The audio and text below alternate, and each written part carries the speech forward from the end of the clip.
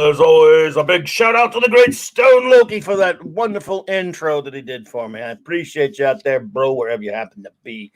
All right, my friends, welcome to CLOBBEIRN Times issue number, 99 for YouTube, but 799 overall. And I just cannot tell you how excited I am tonight to have my one of my oldest and dearest friends. Well, now, that takes on a bad meaning now when you say it, Michael. One of my oldest friends. You're like, yeah, I'm old enough. I don't have to hear how old I am from you. And buddy, even you're getting old, man. That's how long we've known each other. Well, I think we've talked about this in the past, just hanging out at Dragon Con and places like that. But for reasons that I won't go into here so that we don't turn this episode of CLOBBEIRN Time into a therapy session. I moved around across oceans as a kid, a few times. And when I came back to the United States, I came back to different states, and then I immediately moved away again for college, and then moved to the other side of the country, and then came back. And so every time I would move places, I would have to reset, my friends. Like a lot of people they've known people their whole lives. Oh, yeah. And for me, just telling everybody out there right now, I've known Mike Alonso here on CLOBBEIRN Times. I've known him at least a decade. Yeah, and for me, that's a lifelong friend. Like, that's no exaggeration. Some people just doing the math would be like, oh, that's sad. But it's like, no, that's my, C3PO said, that's my lot in life. But such a great friend. I've been on your show since it was not even on YouTube, since it was like a podcast. And you were doing that on Grenache Network. And we're talking about, back then we were talking about the 30th anniversary of Empire. And now on the YouTube channel, I think you've already done the 40th anniversary of Empire. So it's amazing. Yeah, that's right. It's amazing to see how all this has evolved. And I love the fact that, for some crazy reason, we're both still doing it. Like, yeah. Dude, when I started, after we first met at Dragon Con in 2011, almost right after that, you came on the show. So you've been coming on the show for almost a decade now, just coming on the show and everything. And we've had so much fun at cons, hanging out together and stuff. I, ladies and gentlemen, have actually seen RETROBLASTING HQ, not the new one as much in person, but I haven't seen the new one in person. Well, I think I have. It's been a couple of years now, dude. But not since you finished it all up, but I have. Yeah, been. You were there like when it was like getting done, like it was. The paint was just going on the walls or something like that. Yeah. So we've had some adventures together at cons and different things like that. You and my fantastic friend Melinda M. If you're out there, I love you. To give her my love as always. She told me to tell you hello. But when I first put my headset on and we started talking, obviously you and I were off to the races, and I totally forgot. But she told me to tell you hello when I came downstairs. So indeed. Well, I miss her very much, as you know. I love you, Melinda. And I tell you what, I just love you both. You're two of my dearest friends, and we've had so much fun together. And we've been doing this.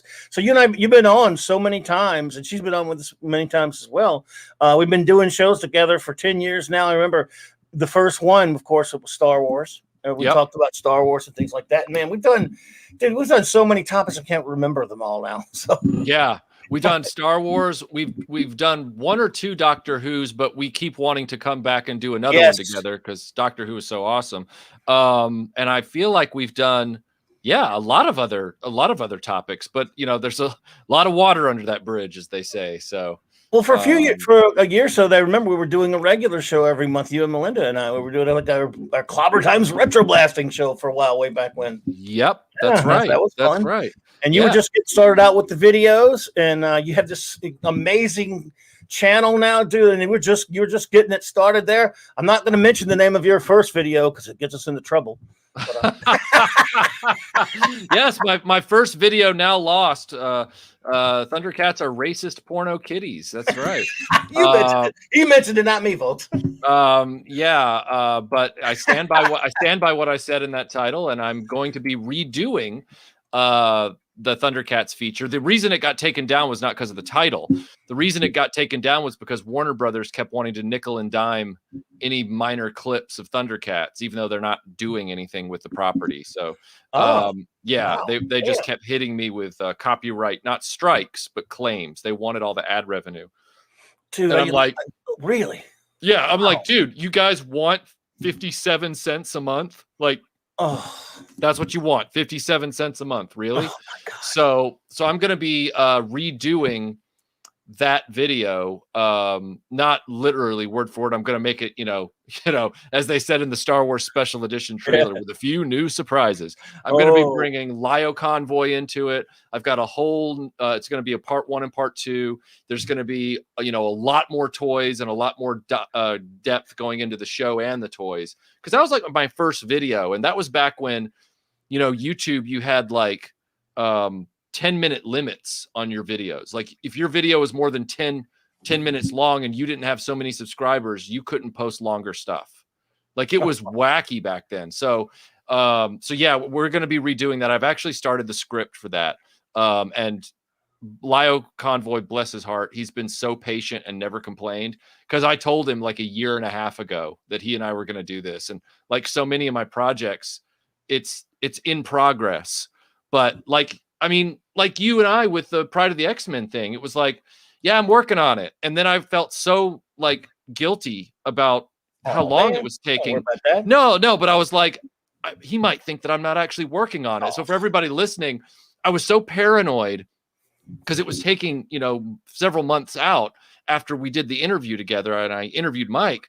I just started sending him every single thing that I was doing. I was like, look, I finished your interview edit. And oh, look, I finished 2 minutes of it. And oh, look, I did this graphic. And I'm sure you were like, my God, dude, I get it. It's okay. no. But, yeah.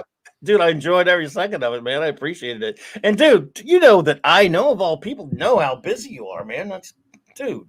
Yeah. Cause you and I, we've been going to Dragon Cons up until, everything went crazy in the world.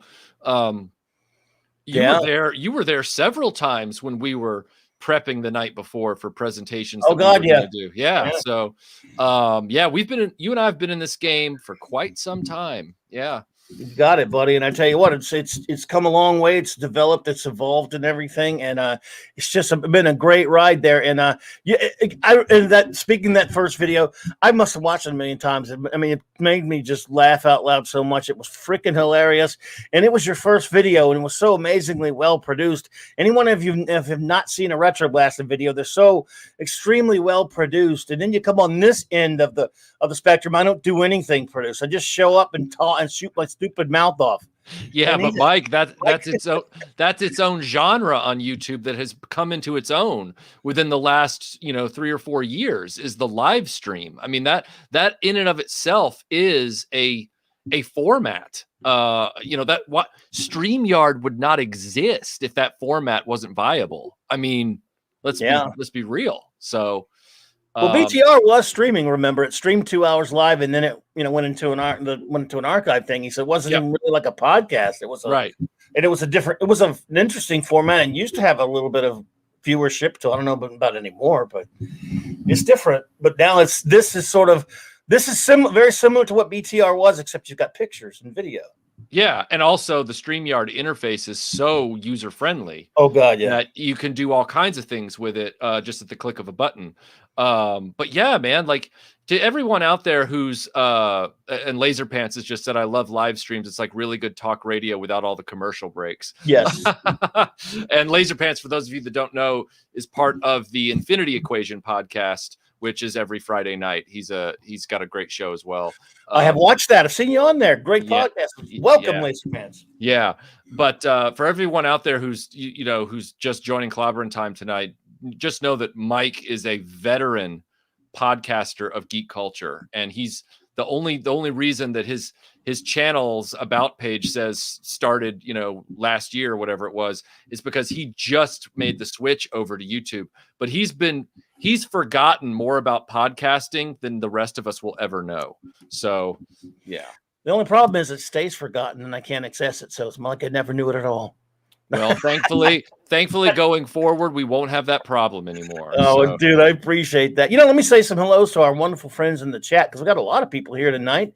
Only because you're here, dude. They're not here for me; they're here for you. By the way, when I played my opening theme by the Great Stone Loki, I was like, man, I wish I had the RETROBLASTING theme going. I've had a few people who had seen me post over the week. A couple of them say, "Oh, I love that RETROBLASTING theme." A buddy of mine on he says, "I hum it. I can't get it out of my head sometimes," and it is catchy. We have the great Lord Thoth here. Avon lives, and long live the Legion, my good friend. My good buddy Ninja Knight. I sometime member of the Global Geek Gang. I hope you'll show up tomorrow for the big 800 if you can, Ninja Knight. We'd love to have you, brother. Oh, my goodness. We got a beautiful lady classed up to join. All right, yeah, schmucks. Straighten up your ties and look right. Got a beautiful lady in the house. Beautiful Valkyrie. Beautiful purple Valkyrie, I should say. Sorry. Get ahead of myself there. But yeah, I love you, Purple. So great to see you here. Really enjoyed talking to you Monday night, my dear friend. Alex James, hello there. The great master of Canadian wrenches, the great wrench, Chris Persia. All right, my friend. Good to see you, buddy. Let's see here who we have. Just Joe. This is, man, look, I get sentimental about old Just Joe sometimes. He's been with me since the early days on BTR. Michael, he is one of my old pals over there. He's been with us. That's awesome. That's awesome. He's the man. Mark the Infinitely Tired. Yo, brother, good to see you. And one of both, now a buddy of mine, and of course a listener of yours, I know for a fact, Mr. Tim Hayes. Oh yeah, Tim Hayes is a good friend of mine too. He's a good guy. He's good people. Thank you for being here, Tim. We appreciate you. Now, my favorite name to say. This is always a pleasure for me. Every stream, I get a kick out of saying this name. It's my favorite name on YouTube, and that is, of course, I got to do it right now. Dr. Hercule Monkey. And again, buddy, if you change that name, we're done. If you change that name, I'm going to hate you forever. And I will haunt you for the rest of my life. I love that name. I don't know what it is. Let's see here. Scuba Pete. They called him Scuba Pete. Oh, He's yeah. Pete, another friend. Yeah. Oh, yeah. Scuba Pete is a mega toy collector. He was just on Chris Miwa's Chasing 80s Toys channel the other day doing a big toy hunt. And congratulations, Scuba, on the Fortress of Fangs from the Advanced Dungeons and Dragons line. That's a great find. So congrats to you. Indeed. Scuba Pete, thank you for being here. Fat-Headed Druid, welcome. I like that name. I do like that. I love the creative names you get on you see on YouTube, these YouTube handles sometimes. Yep. Case in point, Epic Badger. I like that. I don't know what it is about that, but I like it. Yeah, Epic Badger. I've seen his name around for several years. He's what they call a local in the saloon. So, yes, indeed. Hail, Epic Badger. The great Ace Caster, another long-time, lifelong, very dear friend of mine and a great buddy. Ace, my brother. I hope you're doing well, bro. It's great to see you, my friend. And this guy, look, I know who you are. You're not fooling me with this name, Jesus is my King 68, but I gotta play along, man. I won't tell you secret identity. It's good to see you, buddy. Mark D with the C is here. Hello, my friends. And there's the aforementioned Laser Pants. Welcome. Thank you for being here. I've seen your stream on a number of occasions as well. My good buddy Rod Thunderheart is here. Okay, it's what I know this is probably. I don't know. I just like saying hello to the chat because it's so great having a chat like that to show up, Michael. Eric K, the great master of wrenching, also another one in Captain Trek, my friend. Because especially on the Saturday night Star Treks that I do with the wonderful Raquel Briggs, we just have a lot of interaction with the chat, and it is so much fun. Yeah. And and I used to do that on the old show too. Again, there comes a time if you have 1,000 people in there, it's impossible to do it with everybody. I get that. But I mean, you've got some guys on here right now, like RF Biker Scout just showed up. He's been listening to us since Grenache, just like your other friend, RF Biker Scout. He's been watching since the beginning and listening since the beginning. And he just said here in the chat, he was like, CLOBBEIRN Times and Retroblasting is the best combination on the internet or something like that. I'd have to scroll back up, but it was something along those lines, which is very humbling. Well, much obliged, RF Biker Scout. Great to see you. Thank you for being here, my friend. That was Jobber since 2013 on Blog Talk Radio. Was searching for Man of Steel. Sorry, I wonder where you got that from. Podcast, and he found out CLOBBEIRN Times. Hey, man, I appreciate you, buddy. I don't know where you got that name from. D.D. Myers. Hey, my good friend. And I think we're all caught up there. I just want again, thank you all so much for being here.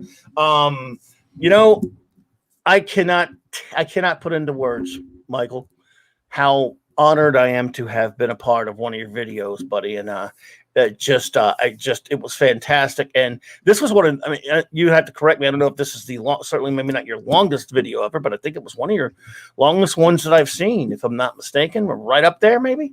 Yeah, it was one of the longer feature ones for sure. I mean, if you're not counting the live stuff, it was up there.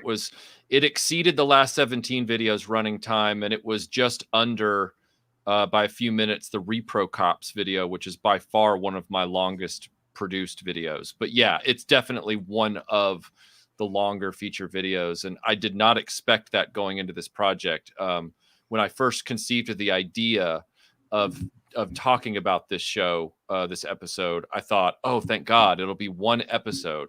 And then I'll do a little bit about the toys. I'll talk to Mike, talk to you a little bit about it, put your quotes in, and I'll be out in 11 minutes. Like I literally thought the video would be 11 minutes. And then I started digging into it like I do. I start twisting that Rubik's Cube, and the next thing I know, I'm like, oh, well, what about this? And what about that? And this is weird. What was going on in the comic at the time? And then I was like, shit, this is going to be a thing, like in a good way, like, but it's going to be compelling. I'm glad it wasn't like just, nothing and then you're done. And I was also glad that a lot of people haven't really drilled down into it the way that you and I did.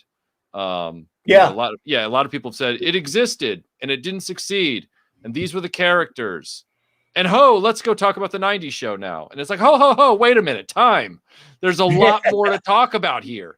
This is effing weird. Like, we need to talk about this. So yeah, and the only thing I wanted to add to what you just said, Mike, is that that I did feel like when I looked up and I was getting ready to do this, I was like, oh, I can't believe we've known each other almost 11 years. And you haven't been a part of one of my videos yet. That was the part where I was shocked. And then I realized, oh, we didn't have all these fancy dancy recording systems through the internet back then. Yeah. Like when I was working on videos, we didn't have the ability to record like we did for this interview. So then I forgave myself a little bit. But yeah, sorry, I'll shut up now so you can talk. No, dude, that's what you're here for, man. You hear me all the time. Slade Wilson, aka Deathstroke the Terminator. What's up, man?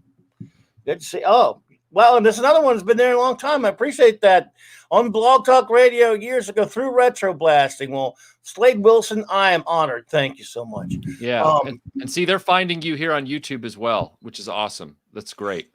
Absolutely. And by the way, if anyone who has not seen this video yet, please not only go check it out because it's really amazing. If you remember this cartoon, and if you remember the video game, it's just an extraordinarily entertaining video in spite of my voice being there. And here, of course, is the link in the chat. There's also in my description below the link, everyone. And please go check it out. And if you have not already, I don't know how you could not have, but if you have not already, also subscribe to RETROBLASTING. In addition to all my dear friends, many dear friends' YouTube's pages that I have listed in my description below. Please check those out. Michael, this again, I just thought it was such a cool idea when you told me about this because of course I remembered it, but as I was telling you, my memory of this, I do remember the game, of course. My memory of the cartoon was I know it aired in syndication in some places, but that's not where I saw it. Mm-hmm.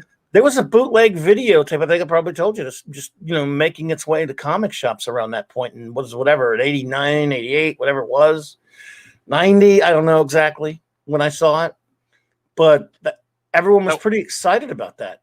Yeah, that would have been around the time I saw it as well on a videotape as well. I did not see it in broadcast because our market in Nashville apparently didn't carry Marvel Action Universe. And so like you, I saw it in a videotape and I was just like, this is really interesting. Like, this is really cool. I hope that another videotape comes out. Like I thought it might be a straight to video thing because I'd never seen it on TV. And then nothing happened with it. And I was bummed. Yeah. I just heard people mention it. And when I saw this, not only was I at the time, again, we've talked about it a little bit. The story's kind of weird, or the story kind of, I don't know, Sure. story left some things to be desired in just terms of the writing, but it looks cool.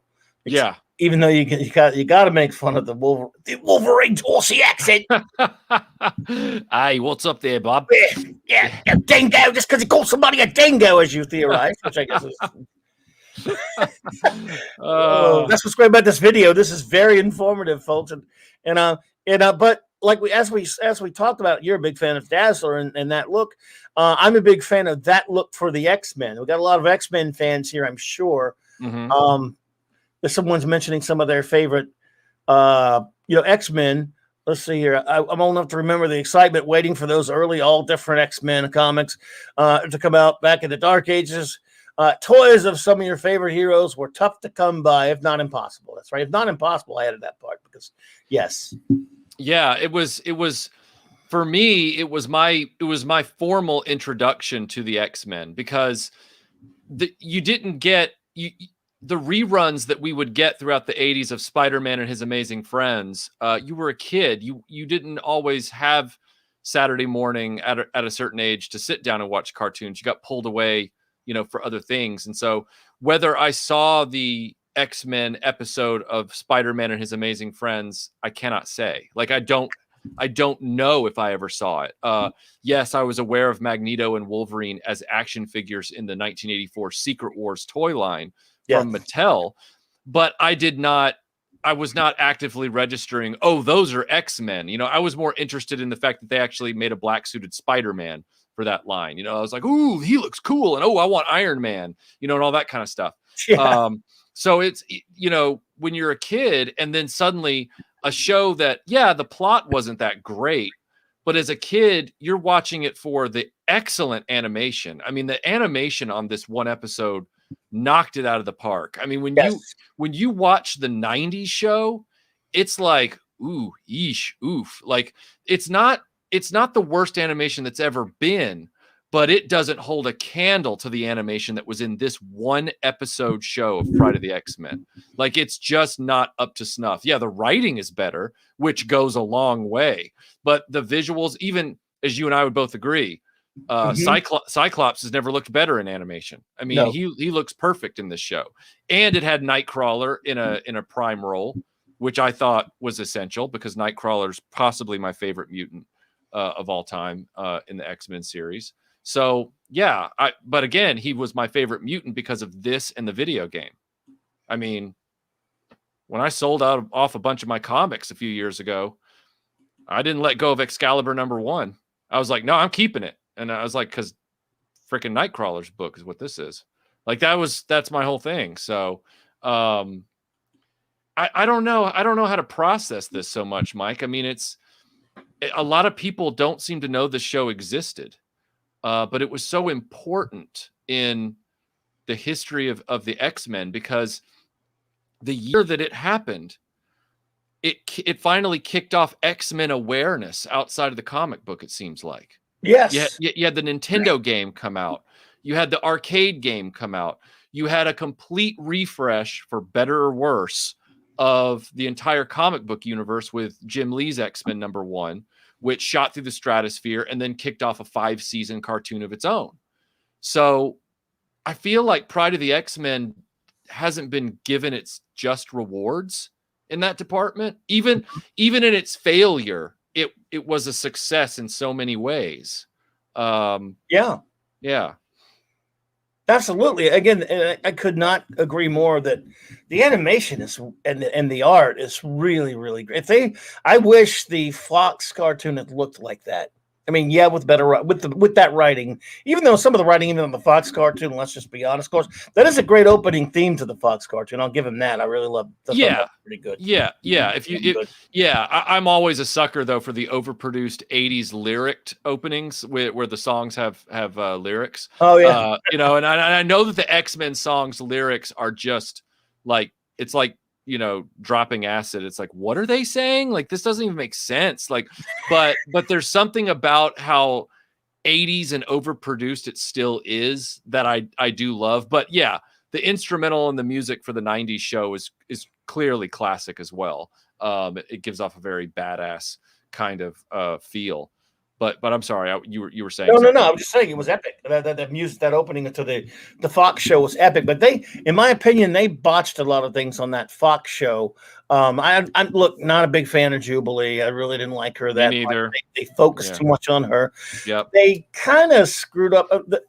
This may not be a popular opinion about that show. I think they kind of screwed up some of the storylines they adapted. Like, I didn't like the way they adapted Dark Phoenix Saga all that much, to be honest with you.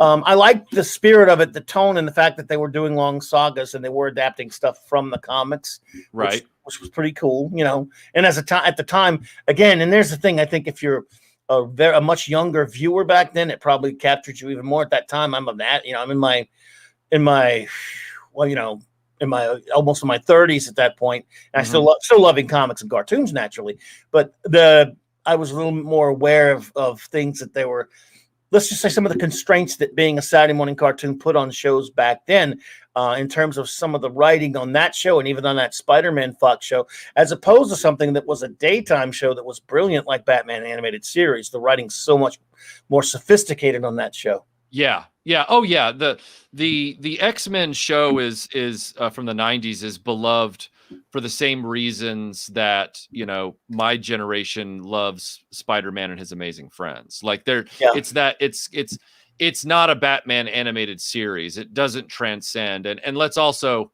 you know, while we're, you know, kicking the mutant while they're down, I'm just going to say it without apologies.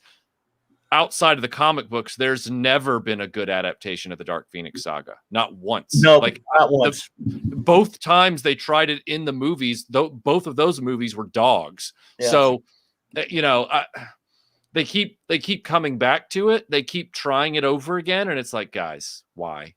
Don't leave it alone. Leave it alone. Yeah, just do some of the other stories. Can we not? You know, you enlightened me during our conversation for Pride of the X-Men video. You were talking about Wolverine, and this is why everyone listening, I brought Mike in on this, was because Mike is a comic book lifelong, like, I call him an expert, but he wouldn't say that because he's humble, but he is a comic book expert as compared to me, but he also has strong opinions on things, which is what I want on Retroblasting. I don't want somebody that just reads a wiki out of their brain. I want somebody who provides a perspective, and, you know, and that's what Mike has always been, which is why he and I are such good friends. And so when you started talking about the Wolverine Alone story, under the Hellfire Club, which I frankly had not been aware of because I wasn't old enough back then to read the comics, right? So I'm sitting there and you're talking about it, and I'm like, this is some interesting context. Like this is okay, this is making sense. Like suddenly the pieces were coming together. I suddenly realized that Kaiser Sose was not a real person, you know, like it was this whole thing. And so I started, you know, going out and looking for that stuff. But upon reflection of our conversation, I went back into my thoughts and I was like, that's why I was so mad about the movie The Wolverine, because I walked into that movie wanting everything that I found from that issue that you pointed out, Wolverine Alone. That's what I wanted that movie to be, was Wolverine finally going, you know, unchained, unshackled, whatever you want to call it, you know, not being impaired by a bunch of other characters and just being able to do his own thing. And they couldn't get away from keeping him crippled, keeping him, you know, sick, keeping him wounded, keeping him, you know, tied up by ninjas the whole time. And I'm going, man, this is some weak sauce right here. Like, I and when you said that about that issue that I was not aware of, I'm like, why didn't they make the movie just something like that?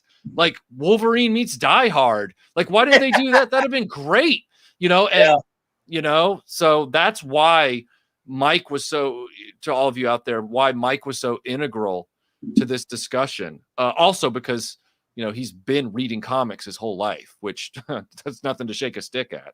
So, you know, dude, about the Wolverine thing, that is that I did not know that you when we talked about that, I don't think we got too deep into whether you'd read that story or not. So I didn't know that you had not. So that is the one that, well, as I said it, I guess I said it to you at the time.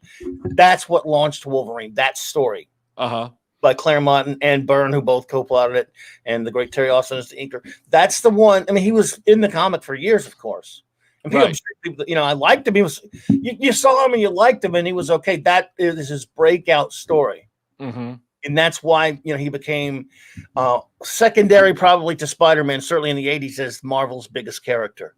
Right. And Right. but it took a little bit more. The thing that put him over the top was the Chris Claremont, Frank Miller 4-issue miniseries simply called Wolverine, Mm-hmm. in which it opens up with the I'm Wolverine. I'm the best at what I do, but what I do is not very nice. You know, Right. that classic. I was running the first comic shop that I'd worked for when that came out in 80. I'm going to say it was 82. Uh-huh. And it just, I mean, everyone, you know, because of the Wolverine Alone story that I talked about, everyone was, good God, we want to see Wolverine get his own comic. Now, Yeah. later, sometimes you're careful what you wish for, in my case. Yeah.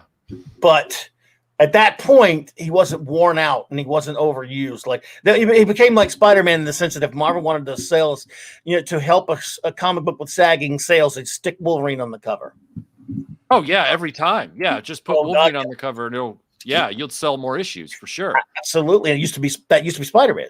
Right. Right. And then it became Wolverine throughout the 80s and even into the 90s, I suppose. But at the time when he was more of a character than just a brand or a stamp, was when he was at his best. And again, it never more so than in Wolverine Alone, and then in the book for the next year or so after that.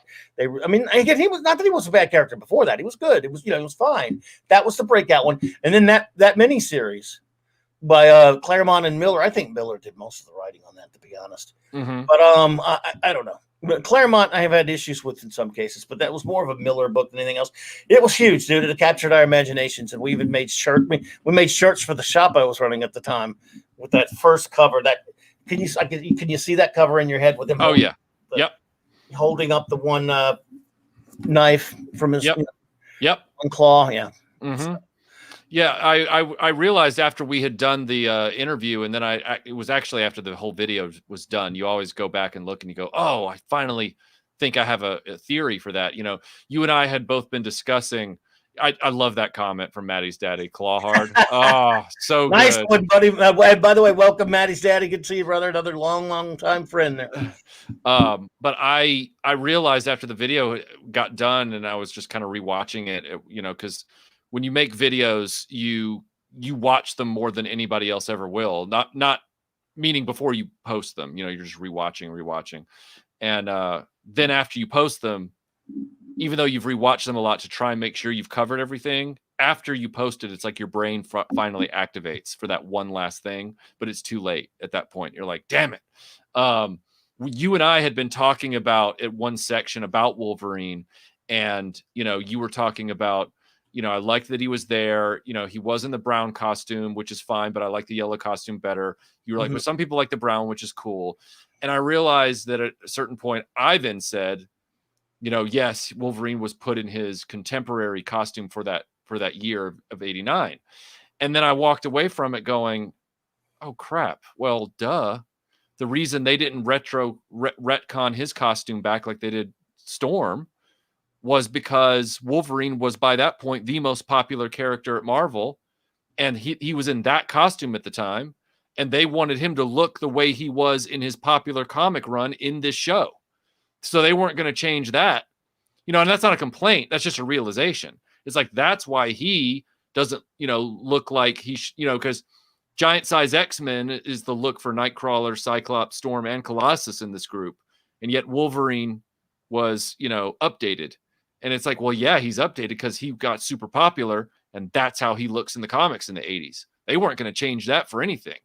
That's just my theory. No, yeah, absolutely. They went back to what works. It's sort of like, yes, things will develop in a comic book, you know, in certain ways that they're going to. But when they move to another medium, when they move to a cartoon or a movie or something like that, they're going to mine they're going to kind of mine what are the most, you know, popular elements from that. What's the best look for them? What's the most popular look? And they knew And I think, Right. again, I think Larry Houston, some of those guys, I don't know who the exact decision maker was on the costume. I don't know who that was. I'm pretty sure it wasn't Avi Arad because he didn't really know anything. But I don't know if it was him or whomever it was who was in charge.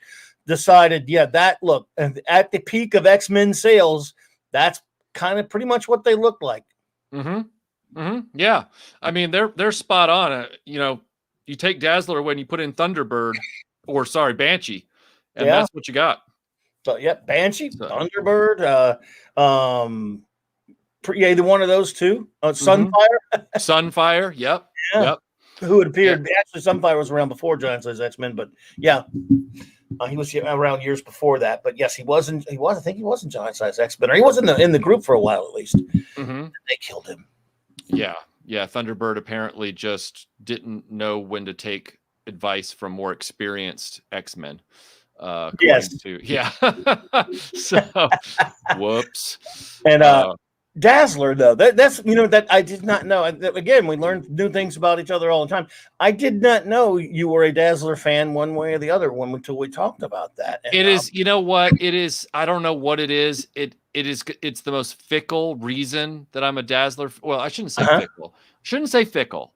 I should say idiosyncratic. It's probably an idiosyncratic reason. So there's probably two things going on with this. One, I discovered when I was a kid and the arcades were, big, and the X-Men game was in the arcades in the early 90s with the big 6-player setup. When I would go in there, I would always want to play X-Men. All right. And there were 6 players, right? So it was a popular game and a number of them were always taken up.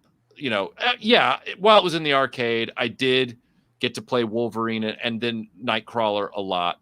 My brother was more of a Colossus or occasionally, I guess he traded off after that between Wolverine and Cyclops. But a lot of times when you go in there, everybody would want to be playing the 5 out of the 6 giant size X-Men characters. So they'd already have the other 5 slots taken up, the other 5 joysticks, right? So I would be sitting there and I'd be like, well, I want to play. Well, I'll just play Dazzler because Dazzler was always the one that nobody wanted to play. And it was weird because I very quickly found out that Dazzler as a arcade game character, her arcade mechanics, she kicks absolute ass in that game. Like there is something about her play mechanics in that game where she just wipes the floor with anything that moves. And again, Nightcrawler's a great character in the game. Melinda loves playing Wolverine.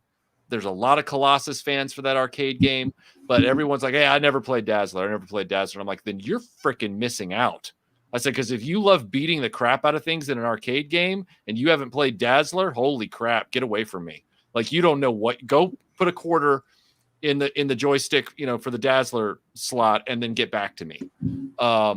That probably, between that and the cartoon itself, I became very familiar in my own reality with Dazzler as a core member of the X-Men, only to find out, as I outlined in the video very quickly in the, the action figure line and then the NES game and then the comic books themselves and everything else, like, oh, Dazzler's not actually a core character really at all. Like she had her run in the mid to late 80s on the team, but she wasn't around that long. And she had this disco origin and all this kind of stuff.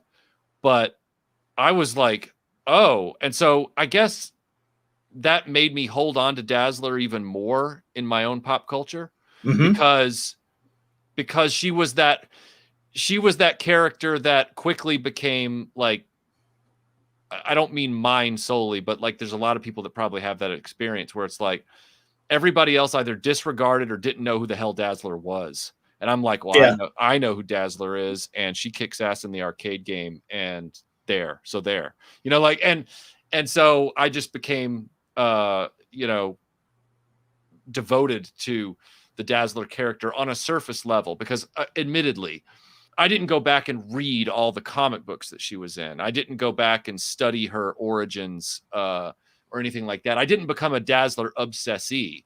It's just if we're talking X-Men casually, I would sit back and be like, well, I like Dazzler. And then everybody would look at me and go, who?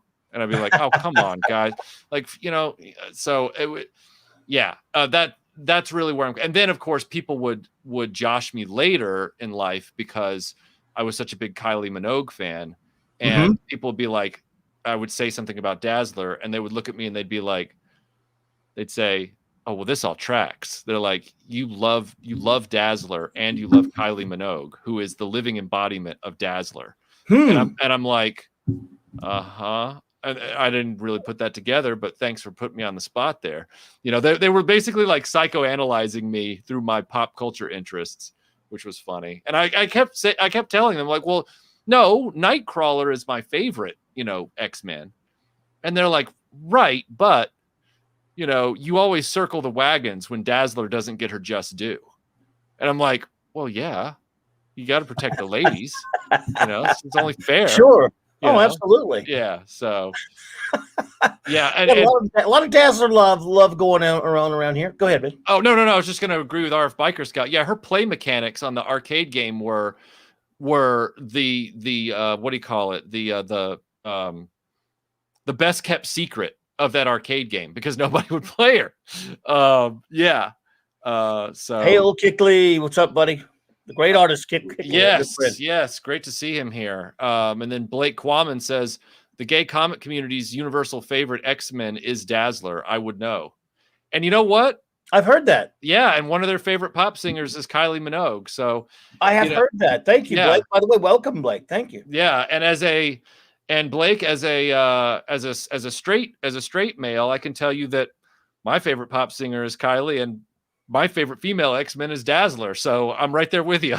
So that makes me wonder who's my favorite female X-Men, X-person. It's X-Men, folks. It's about to not be X-Men anymore. We all know, but right now it'll still always be X-Men to me. You know, I don't know if I have a favorite female. You know, because I was never, to be honest with you. You know me. I'm a Fantastic Four guy, and then the Avengers and Defenders and people like that. When the X-Men comic was great, I loved it. It was great for a while there, and so I like them fine. You know.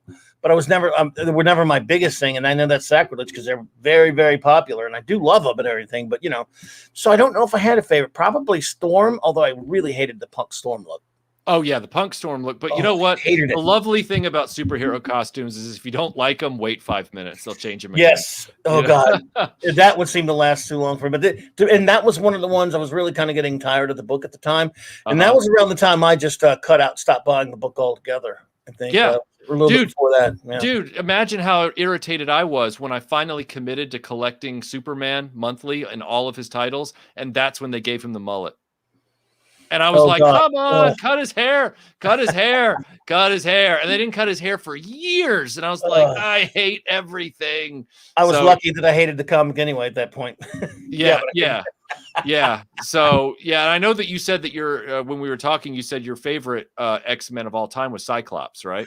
That is for me. Yeah, that is my favorite X-Men is Cyclops. Not a popular choice, I understand there, but I love Scott Summers. I don't like the way he was written later in a lot of iterations or by a lot of different writers, but yeah, you know, I do like Scott Summers the most. Well, Melinda was she got all X happy after I did this video. She was the one that decided for us to do our last Saturday live stream on X-Men as well, which was excellent, by the way. Enjoyed it. Oh, thank you. But she was just absorbing research, watching all kinds of YouTube videos about the history of X-Men and stuff. And she came out of that, you know, on the one hand, she was like, wow, you know, Cyclops has really been dealt an unfair hand in the history of the franchise, you know, especially in the movies, stuff like that. But the other thing that she sort of unearthed, which I thought was interesting, was that the X-Men #1 from Jim Lee, and I wanted to bounce this off of you tonight and see what you thought. As it was being described to me in this documentary she was watching, I was like, oh, because we watched a documentary about Chris Claremont that had Chris Claremont in it, and he was interviewed about his time at Marvel. And I'm going, because I'm already aware of you know, the phenomenon in the 90s that was so obnoxious of the rock star artist, like the McFarlane and the Liefeld and the image artist. Yeah.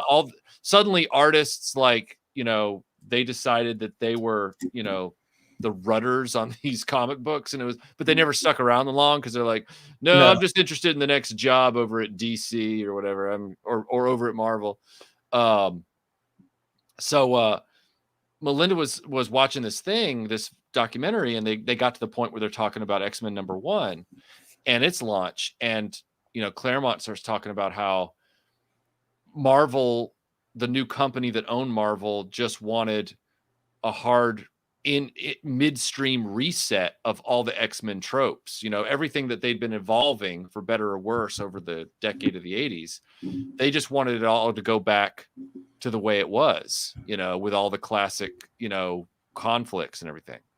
And he was like, it shouldn't work that way. And so I just sat up in my chair and I said, my God, they Force Awakened it. Yeah. And Melinda looked over and I said, or more accurately, Force Awakens Jim lead Star Wars, you know. And she was like, oh yeah. And I was like, yeah, because, you know, resetting Magneto and all this and they did the same thing, by the way, with the IDW continuation of the G.I. Joe Marvel comic, where you open the front page and within 3 pages you find out that Baroness and Storm Shadow are bad guys again, even though for years in the comic book up until the last issue, they had either been slowly written out of the show or out of the comic and no longer were bad guys, or they were actively working for G.I. Joe. And so it was this hard reset midstream. And you know how I hate that.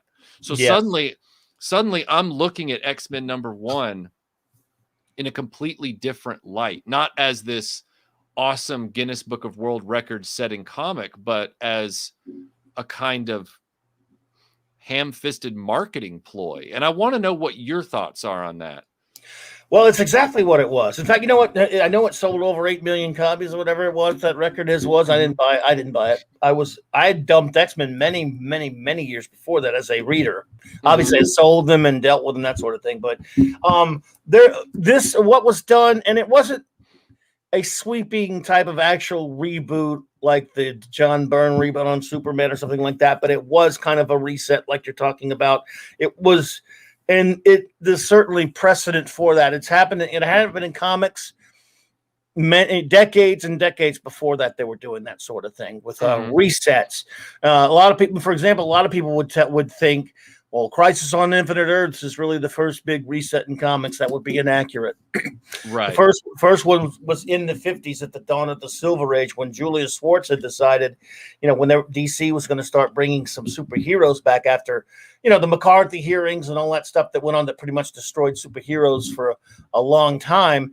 Mid 50s, when they were going to bring some of them back, you know, he came from a science fiction background, Julius Schwartz, and he decided that, you know, Green Lantern, he didn't like that. He didn't like his origin. It was just some magic lantern that he found. He didn't like that the Flash had you know, drank a formula and became the Flash.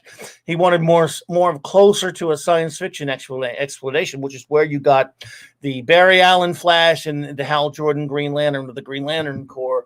All that stuff came from him doing a reset or a reboot. Now, later, of course, they explained it away by saying that was a different Earth. At first, they didn't do that. So that's your first big reset in comics ever. And then, of course, it happened. It started to happen every now and then. They did it in a small way to Superman in 1971 when they caught with the Kryptonite Nevermore story, the Sand Superman saga, a little bit. And then they did it, you know, in other words, every now and then they would come up with this idea to reboot things, to start over, a reset, Crisis being the most sweeping one. And then a year later, they contradicted themselves with what they did with Byrne's Man of Steel miniseries and Batman Year One and George Perez's Wonder Woman reboot. And then Marvel follows suit with that X-Men thing they did to the X-Men. Did it destroy? It just didn't erase all of the continuity. They just kind of threw a bunch of stuff to the side and told Claremont to start it over, if you will. Wow. So this has been around. This has been going on. And of course, as you probably are aware, after that, it's gone on many, many other times. Well, that at least that at least makes the transgressions of that reset a little less razor sharp. But so that's good in one sense. And I know that it was really popular and it brought a lot more people into the X books and into the mythology of Marvel. And in that sense, I guess it's good. But you know, like I'll sit there. We've talked about this in so many franchises. Well, you know, and as Ace is saying, I thought it was good because it reunited the team. Yeah, but it went to shit shortly thereafter. Yeah. Those kind of stunt publications, you know, the death of Superman, for example, and stuff like that, they never stick. They're just there to get a spike in ratings. And it's like, if you're not solving the foundational problem of whatever the book has, which is why it isn't getting sales, killing a character, resetting everything, or changing a costume is not going to solve the issue. The writing is going to solve the issue. Quick fix. Yeah. Until you solve the writing, until you fix what's broken, the sales are just going to plummet again. Well, comic books, absolutely. It used to be, for the most part, they didn't have that many drastic sweeping reboot things. They would simply just change the creative team on a series if things were getting stale. Right. And that's the way I kind of, in other words, you bring someone in, they didn't have to revamp or revise everything about the character's history or origin, or their mythos. They would just kind of maybe ignore some of the stuff they didn't like and take a character down their own direction. That's the way you should do it, in my opinion. This was sort of that too. They didn't really say nothing ever happened to the X-Men unless I say so, like John Byrne did to Superman. Right. They didn't really change the Marvel Universe continuity itself that much until later reboots. But they did kind of they did have him sort of start over with the X-Men with that for Claremont with Jim Lee, and then Jim Lee just took off to start Image with all the other guys. Yeah. So. Yeah, the rock star artist who's like, I'm out. And then it's like, you know, a few years later, I'm in grad school and they're like, Jim Lee's doing Batman, but only for 12 issues. And it's like, then what's the point? Like, I'm not going to get excited. You know, like Kurt Swan, he drew Superman his whole life. Like, let's give that guy some props. Yeah. You know? Yeah. But I miss the days when it was that simple, Michael, when it was just like, hey, you know, this writer and this artist are taking over Batman or taking over Spider-Man or whatever it is, and go, yo, I like them, so let's take a look at that. Oh, Marv Wolfman and George Perez are bringing back the Teen Titans. They're going to call them the new Teen Titans. I mean, their comic was really not all that great. It was okay in the 60s, and in the 70s it was kind of sputtering here and there. Wasn't, you know, didn't do well, didn't sell. They didn't change the history of the characters. They called them the new Teen Titans. They brought in a couple of new characters, but it was great because it was Wolfman and Perez. It was the creative team that mattered, not sweeping gimmicky changes. And I miss those days. Yeah, I remember when Top Cow Comics was doing their thing in the aughts, and they came out with a Tomb Raider comic, and I love Lara Croft, and I thought this is going to be awesome. And at first it was I can't remember, his name's either Adam Park or Alan Park. I can't ever remember his first name. Starts with an A, 4 letters. Can't remember what they are. But his artwork was just awesome. I mean, it was just great. But I was like, but how long is he going to stick around? Like, he's helping launch this book. Never heard of the guy before, but he's awesome. But how long is he going to stick around? And again, it's not so much that you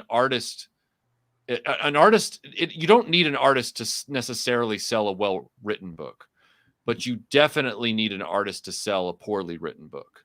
And it was very clear after Park left, after 20 issues or whatever it was, that you're buying it more for the art and the dynamism than you were the plotting.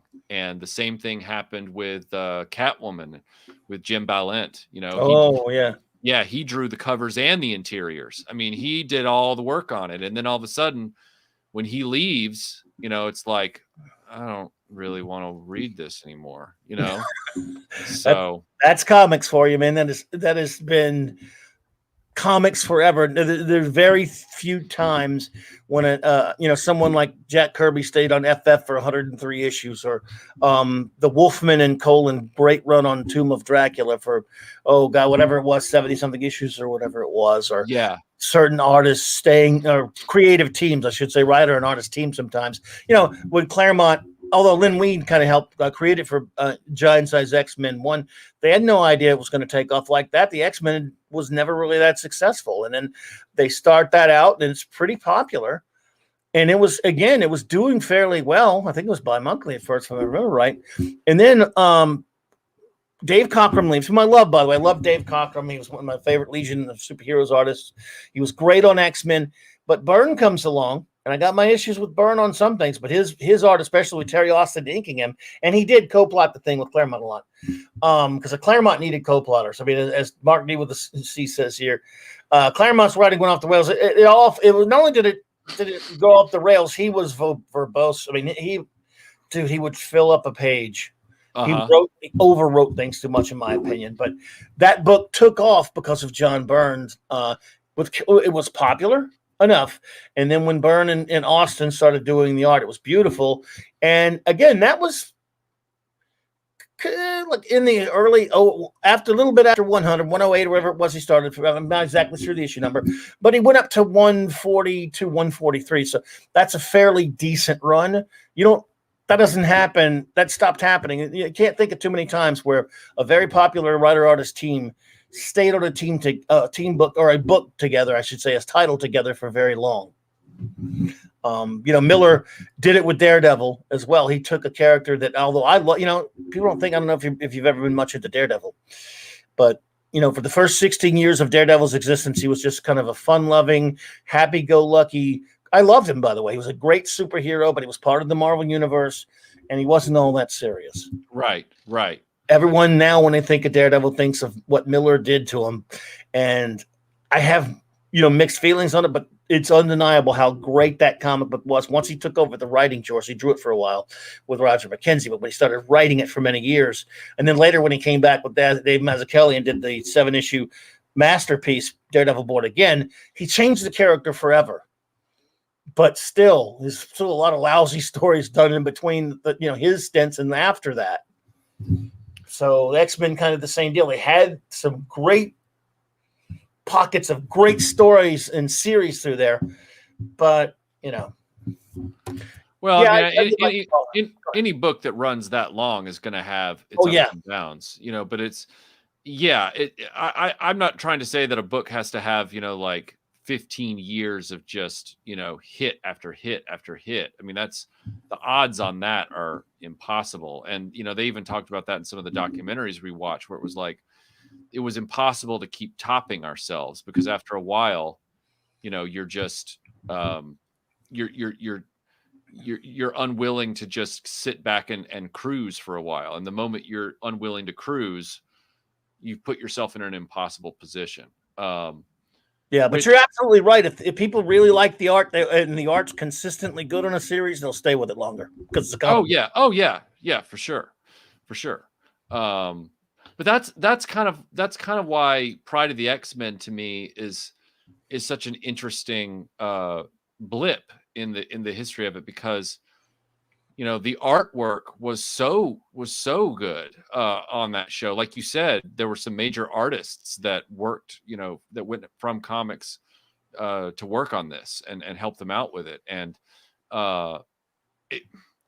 it looked so superior animation wise to the show that actually caught on, that it was so frustrating to talk to people, because a lot of people had never heard of this one episode show. And I'd go, look, if you can get your hands on this thing, because this was back still during the VHS, practically the beginning of the DVD days. And I'm like, if you can get your hands on this one episode thing, trust me, the art, the animation in the 90s show is nothing to shake a stick at compared to what they achieved on this one episode. It looked like the comic book come to life in many ways as far as the artwork was concerned. Yes.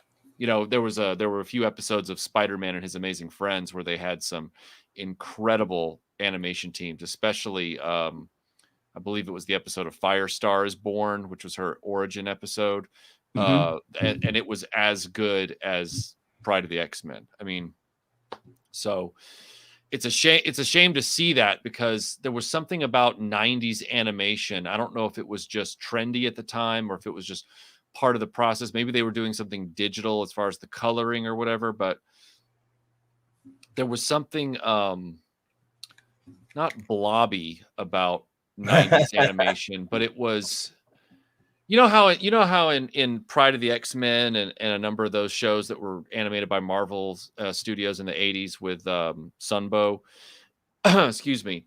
We're not going to bring Transformers into this because that's a whole other ball of wax. But shows that were based around humanoid characters. Those Sunbow shows had such crisp, proportionate characters for the most part. Like humans from one scene to the next stayed in scale, and they stayed in character design, and there weren't a lot of wild errors or anything like that. Yeah. When you get into the 90s, like with the Spider-Man, animated series and the X-Men show, that was top of the line animation for the 90s, but there was something that I don't know. I can't put my finger on it, but if you watch it, it's like the characters don't hold their proportions at certain distances. Like they start cheaping out in places, and I don't know if I'm making sense or not. But No, there's just absolutely you are. Yeah, there's a completely different aesthetic to 90s animated 90s animation. And when you have such a direct comparison with Spider-Man in the 80s versus Spider-Man in the 90s, and X-Men in one episode in the 80s versus X-Men 3 years later in the 90s, it's very stark. You know, it's like, woo, they've done something different here, and I don't know if I like it as much. The opening music's great, but and that was another disappointment for me, was because when I sat down to watch the 90s show, I wasn't wild about Jubilee being the focus, and the animation was a little off. And I was like, this doesn't seem to, Australian Wolverine was weird, but they could have fixed that after the pilot. Yeah. Just get a new voice actor and that would have been instantly solved. And it's like, because pilots have those screwy little things, Sure. Just watch The Cage. I mean, so when I was watching the 90s show, I was going, wow, when you were really hoping for a follow-up to this one, despite some of its foibles, and then you get the 90s one. A lot of people who fell in love with the 90s one, I don't think they'd seen this one first. No. And Maddie's daddy's saying that's what's being called off model. Yeah. There's a lot more off modeling going on in 90s animation. I'm not saying that the 90s Spider-Man show isn't worth watching. I enjoy watching it, quite a bit. And I'm not saying that the 90s X-Men show is a piece of trash. I'm just saying that compared to the care that went into this one episode, animation wise, it doesn't hold a candle. So no, it sure does. I'm going to shut up about this. I've been talking about it too long. Oh, dude, never do that, man. Come on, man. No, I'm totally with you. That's the thing that I love the most about it is the art and the look to it. Because you've heard me bitch about the script. I think the script was terrible. But and like you say, they could have changed the guy, because the guy who did the voice on the 90s on the Fox X-Men cartoon for Wolverine was terrific. I mean, I forget the guy's name, but he was, people became to associate him with the character, but they could have easily just changed that. This look is just, oh my God, I could look at it forever. Anyone who has not seen this yet, you got to see it just for the visuals. Yeah. Yeah. And Joe just has a great comment here. He says, it's comparable to Bionic 6, and he's absolutely right. It is comparable to Bionic 6 in terms of the consistency of the quality of the illustrations and the animation. I don't know, Maddie's daddy's going deep here into. Well, he's an animator, so he's a good friend. Oh, okay, well, yeah. You have me at a disadvantage, Maddie. Let's see if that's having characters because those shots are farmed out. Yeah, there are filler animators and things like that for sure. Frame for frame, pound for pound, Pride of the X-Men is up there with Bionic 6. in terms of the consistency Yes. of animation. Yeah. I never really saw that cartoon much, but I've seen you do videos on it and other people put in. And yeah, now that you mentioned it, it does look like it does remind me of that. Oh yeah, Bionic 6 as a show is weird as hell, but its animation is top notch. I mean, it's staggeringly good for something that churned out 65 episodes in for its season. I mean, it's like wow, it's really impressive. Really impressive work. Yeah. Holy crap. So yeah. But, again, this thing, like you said, unless you were around for, you're old enough at that point in that time. A lot of people don't know about this one. Anyone anywhere close to either in between your age and mine probably does remember this, and of course they remember the video game. But yeah, when you get much younger, no, when they think X-Men, they do think about the Fox show as far as cartoons are concerned. Which is so. And the other ones. Go ahead. Oh no, I was just going to say, which is so weird that they jump right to the Fox one, because this is the one that the big profile arcade game was based on. Yeah, but I don't think they don't know about this thing. I mean, okay, well then that must have explained even more why they didn't want to play Dazzler, because they knew all the characters in the show. I guess they knew enough about X-Men at that point that even though Nightcrawler wasn't in the show, the 90s version, as much as the other characters, they could at least see, oh, there's Wolverine and Cyclops and Storm, and okay, yeah. I think a lot of them played the game, especially if I think if they were a little bit younger than like your age range, for example, they played the video game and they'd watch the cartoon on Fox. Right. Yeah, and they didn't understand why they looked different. Probably didn't even think about it, to be honest. Yeah, and that was one of the other reasons that I was, RF Biker Scout brings up a great point here. Nightcrawler and Colossus not being main characters in the 1992 show is such a missed opportunity, and it sure very much is.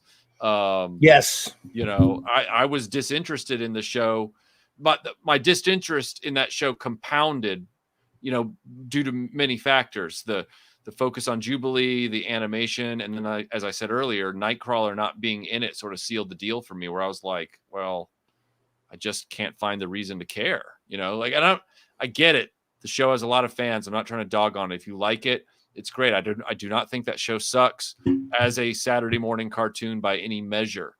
I'm just being honest about where my headspace was when it came out. I fall into that rarefied, age where timing being what it was. Yeah. X-Men came into my life with this one episode show and that kick-ass arcade game, which were both consistent. And there we are, Well, Michael, a lot of this stuff is timing. I mean, first of all, that cartoon, like not too long ago, I watched the first couple of episodes of the Fox one again because I hadn't watched it in forever. And look, unpopular opinion. I know a lot of you probably love him. I never liked Gambit. I can't stand him. I'm from Louisiana. I hate that silly, phony Louisiana accent that he at least has on that cartoon. I mean, I know, I never, when he popped up in comics, I got a buddy of mine thinks he's the greatest character ever made. When he popped into the X-Men comic, I was long gone from it anyway. So I don't like Gambit. And he was so focused on he and Jubilee. I'm like, I don't give a shit about these two characters. There again, you didn't get.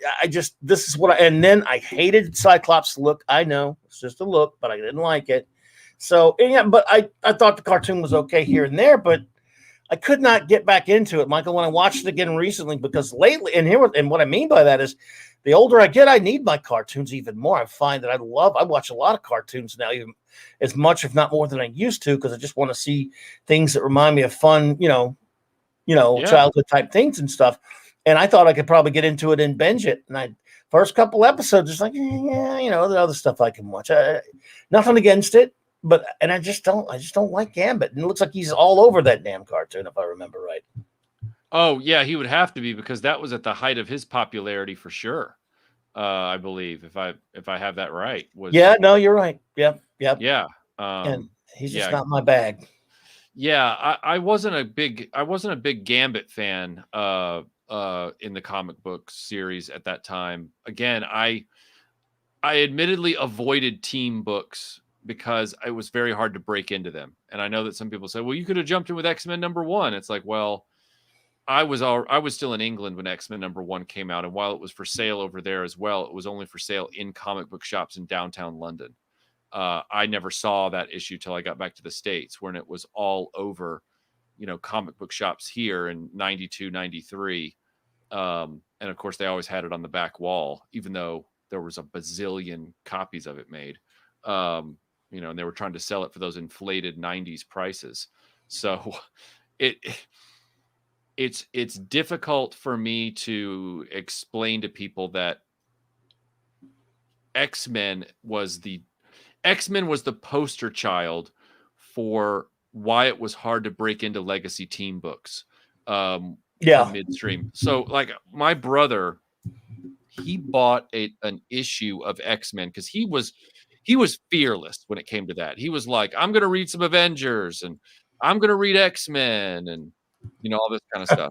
His main two guys were Conan and the Hulk, but he liked the Marvel universe, for what it was. Like he wanted to really be invested in it, which is cool. And so he bought an issue. I can't remember which one it was, but it was like issue 200 and something or another. It was an issue that was, right off the shelves. It was, and I'm not kidding you, in that issue, you know how they'll have dialogue bubbles in Marvel? I don't know if they still do it, but they did it back then, where somebody will be referring to events in the past and there'll be an asterisk and it'll go down to a footnote and it'll say, see issue, whatever. Yep. I shit you not. If I can find it, I'll send you a screenshot. I'm trying to read this book because Jonathan brought it home. And you swap your books around, oh, I've read mine and you've read yours. Here we'll swap and we'll read each other's and just, whatever. Sure. And I'm reading this thing. And Mike, I kid you not, I can't remember if it was Colossus or Jean Grey or somebody spat out some dialogue. Maybe it was Storm. There was an asterisk. And that asterisk, it jumped down to a footnote and it said, see Uncanny X-Men #3. And I'm sitting there going, sure, I'll put that right out. Yeah, I'm like, wait a minute. I'm 14, 15 years old. I'm in the 90s. These comics are exploding in value. I've been to enough comic book shows by now to know I'm never going to be able to afford X-Men #3. Like, what are we doing here? And so that was kind of one of the reasons why I understand why they wanted to kind of do an in midstream reset with Jim Lee's X-Men #1, but it wasn't enough. It wasn't enough for me to take away the intimidation factor. Like I was like, ugh. And so I just kept saying to my brother, I was like, well, I'm just going to keep visualizing the X-Men as 6 characters that beat the crap out of Sentinels for 7 levels. That's going to be my thing. This is my wheelhouse with X-Men. This is where I live, and Jonathan would shake his head at me and he'd be like, no, it's cool and everything. He's like, but this is the comic book. And I'm like, yeah, well, comic book can keep it. Cause I cannot break into this. I do not know how to pick this lock. That had a lot of people. That was actually something that they had to deal with. By the way, thank you there, Tim Hayes. We appreciate that. I can't remember the name of the movie, but I know what you're talking about. He says, was it Maddie's? Did you ever see that Jean-Claude Van Damme movie? As a matter of fact, I can't say I've watched maybe almost any of his. Was that Hard Target? Yeah, now you've probably seen them all. So, because didn't that allegedly take place in Louisiana, although there were like mountains and shit in the back. And he's got a mullet that's just out of control. Like it's Ice House lead singer mullet. Hard Target. Yeah. And I did hear that in that movie that yes, it was supposed to be it take place near New Orleans somewhere, and there were mountains in the background or some kind of crap. It's like pretty sure that wasn't exactly where they filmed. Yeah. My first Hulk comic book was a Hulk UK reprint, but it was a reprint of X-Men #1 that made me really. The Marvel UK used to do a lot of different mix up their reprints, so you could have had one of those in the same issue. So yeah, that's been a thing, Michael. It was tough to jump on, to have jumping on points, which is why they every now and then tried they felt the necessity to do these revamps and things like that. I don't like it, but I mean, I know that's why they did it in a lot of cases. I totally understand that. Given my experience with a footnote referring back to an issue from 1963, that was probably worth, back then it was probably worth a few $1,000s, and now it's worth, an immense amount of money. Yeah. So I think all of that made me even more interested in this whole Pride of the X-Men blip. I am curious now, after our discussion that took place to do the video, I am more curious about, going back and reading all of the issues that were there in, the, like, from late or mid 1979, through the mid 80s. And then, of course, for my own just morbid curiosity and obsession, I'm definitely wanting to visit for the first time all the issues in the mid to late 80s that involved Dazzler. So yes, I remember when she first popped up and for her first appearance, which was, what was it, 129 or something like that, or 130 of X-Men. I figure one of those. Someone will put up the exact number of the chat, but it was right around there. And I remember when I saw her, it was just like she was there for a second, the Disco Dazzler, and it was pretty good art, it was Byrne and Austin, and I'm like, gosh, she's, obviously very attractive, but I didn't think much of it beyond that. Right. And then all of a sudden, a couple of years later, she gets her own comic, and I'm like, why? Yeah. A great cover. That first issue has a very nice, I think it was maybe a Bob Larkin cover, whoever it was a very fancy painted cover, whatever it was. And I was selling comics at the time, of course. And I was like, okay. And I opened it up. I don't know if I bought the first issue. I may have. But I gotta be, look, I was in my late teens, and a guy in his late teens. I didn't buy a lot of the female comics, but if they had good art, I would. And I opened up the art, and I remember it was probably Frank Springer or someone like that. Maybe John Romita Jr. drew the first one, but I just didn't hook me as a a male reader, a young reader, that much. I just looked at it and go, well, because I was one of those to tend to buy, like a lot of boys, or even teenage, buy, it's. Right or wrong, the male superhero books sold better. Right. I was not inclined, I guess. Again, maybe this is just me. I didn't really buy Wonder Woman that much, or a female lead title that much. I know that's sexist, but I was more inclined to buy Batman or the Fantastic Four, or Spider-Man. Right. Not so much the Wonder Woman title, although I bought it sometimes. So when I would see a Dazzler, we were just all kind of like, who's that? I go, was she in that X-Men comic about a couple years back, whatever it was? So I guess that's why and again, they did not put, in my opinion, the best artists on that series very much ever. Oh yeah. But maybe that was part of it. The covers make it evident that they're using some kind of C team on that book. They did. And of course, that was also a time where Shooter was chasing all the big talent from Marvel to DC. So. Right. Yeah. He was kind of a difficult personality. Oh boy. Yeah.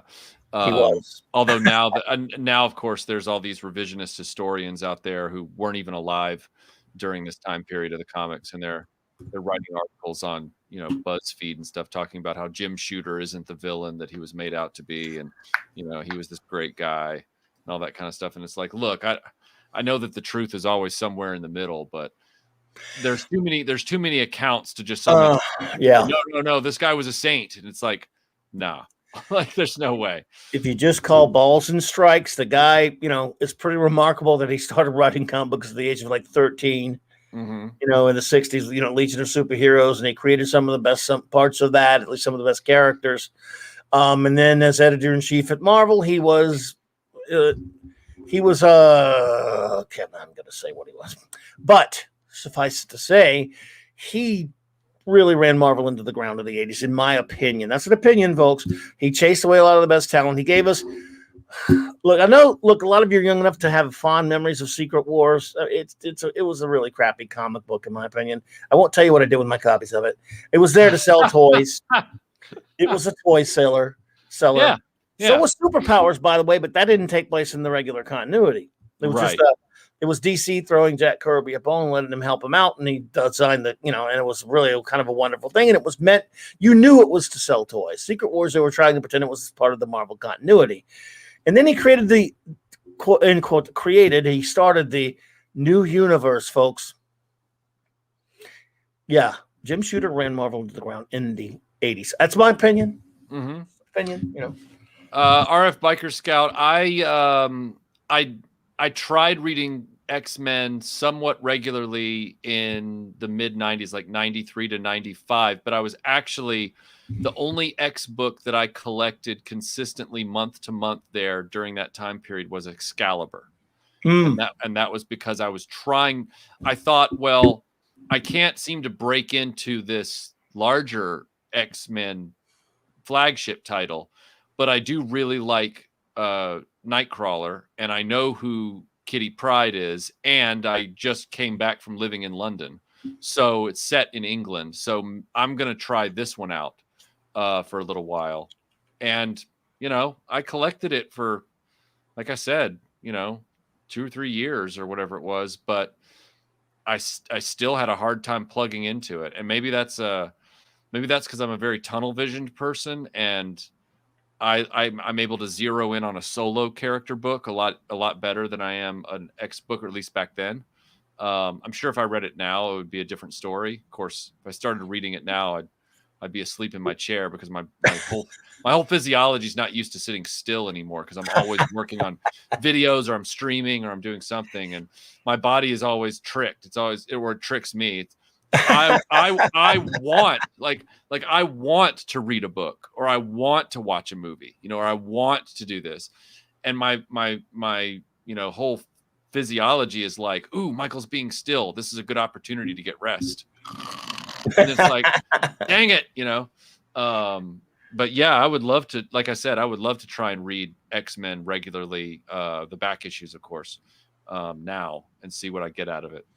I can point to some of the good ones that would be good to read. By the way, to answer the question for me, I actually saw Nightcrawler before I saw any of the other ones, because he appeared in an issue of Amazing Spider-Man 2-parter that actually featured the Punisher as well, and a Ross Andrew issue before I'd even seen the X-Men title out there. So because I'm buying off the spinner racks back then, I'm riding my bike to the 7-Eleven, and as I always say, and getting whatever I can off the spinner, and budgeting myself so I could save up for a superhero cup Slurpee and a Hostess fruit pies in case I needed to stop a supervillain somewhere. Yeah. So because Hostess fruit pies or cupcakes, if you like, or Twinkies, they could stop supervillains from doing things. That's right. I'm sure you've seen those ads. See, but that, what that sounds like, that right there is, because we didn't have a. I lived in Nashville, and even though we lived in a small neighborhood that was built, sometime in the 60s or whatever, we did not have a convenience store that was I couldn't ride my BMX to it. For some reason, it was down a state road or something like that, so it wasn't safe, and traffic meaning, and I would have loved that experience. I would have loved to have had that level of independence, then. So, Mike, I guess the question that just jumped into my mind, Mike, is, were there certain titles that you knew could sell out off that spinner rack if you didn't get there first, like month to month? Yes, because it was before there were very many comic book shops. That was it. You either had the spinning rack, or if you were lucky enough to every now and then go to the drugstore with your folks or whatever, there was the magazine rack that carried. You can get the bigger stuff like the Warren magazines, like Vampirella. No, I didn't buy that ever. I wasn't allowed to, but I looked at it. Right. Or the Marvel Black and White Max. But yes, for the most part, I had to rely on the spinner at the 7-Eleven. And yes, that's kind of why comics were more closed stories back then. Other than in Avengers and a couple of other books, they didn't do like the long multi-parters, because it was, you never knew if you were going to get be able to get the same book consistently. You didn't have a pull list. You went to the 7-Eleven. So yeah, you knew something was going to be missing. You had to, again, at the time when I started buying comics, I'm sorry to sound like the old man on in the rocking chair on the porch, but the cover price was 20 then 25 cents when I started buying comics, and you had to budget yourself. So yes, it was. You had to choose. Do I want to? Let's see. I got enough for 6, 7 comics here. Spidey, gotta have it. Usually Amazing, but FF, gotta have it. I got, if there's a Superman book there, I gotta have it. If there's a Batman book there, I gotta have it.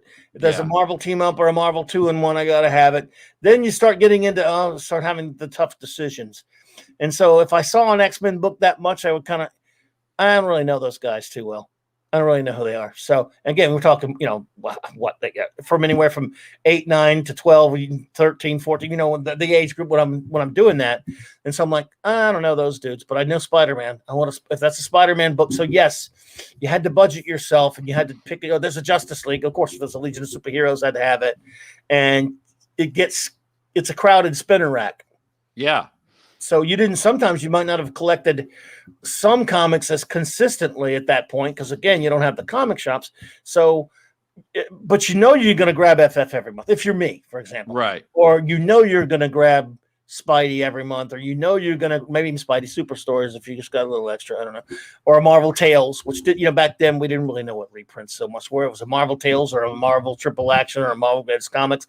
It had the characters on there, again, or some of the DC books. So yeah, you didn't know, you didn't have the luxury of collecting, you know, all the books that you wanted. If you, and also you'd have to check every week because the books didn't all come out at the same time every month. It was like, no, they don't. Yeah. In fact, did you know there's a website, Mike's Amazing, I can't remember the exact name of it. You can go to this site. It's fascinating, Michael. You can find out every comic book that came out every month and every week. You could, I'm talking about to the, you could, the year of your birth, or every year, every month, every week, everything, which comics came out each week.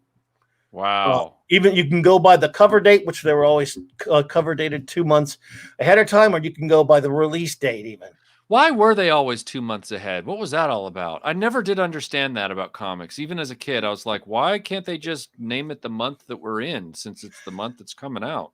Because of distribution, the way it was, they had these comics were, you know, you had to have so much of a shelf life for it. And then because they were returnable, they realized they have to put them 2 months out, 2 months. They have to cover date it 2 months in advance. So comics could keep a little bit of a shelf life. And then they would tear the cover. You could, if you were a retailer that didn't sell it, you could tear the cover off and send the cover back, and you could get, it was returnable. You can get paid. You can get your money back for it. If you okay. Now it all makes sense to me for once. All right. Finally. All but right. on that site, you could find out what comics came out the day you were born or the week you were born. Anyway, what's that site called again? I got to find that. It's called Mike's Amazing Blog or something or other. I do it sometimes. I got a buddy of mine who's such a rabid comic collector. He was born in '68. He's trying to collect every comic from the month. And I mean, every comic, Marvel, DC, all of them. Oh, and there were a lot of publishers back then for the month he was born. And he's got a bunch of them. And that's some expensive stuff there. Wow. Okay. Mike's that's cool. But that's a great site. I like every now and then I just fiddle around on it. Not only just looking at the year of the comics I was born. Oh, there you go. Mike's Amazing World, everyone. And but sometimes I'll just look at it other like, let me just pick a random week in 1986 or whatever and see which books came out that week and see if I remember. You go to that site, then you go to the newsstand. Anyway, but you know, anyone you ever want to go look at that and see what comics came out the week you were born, the month you were born, you can do that.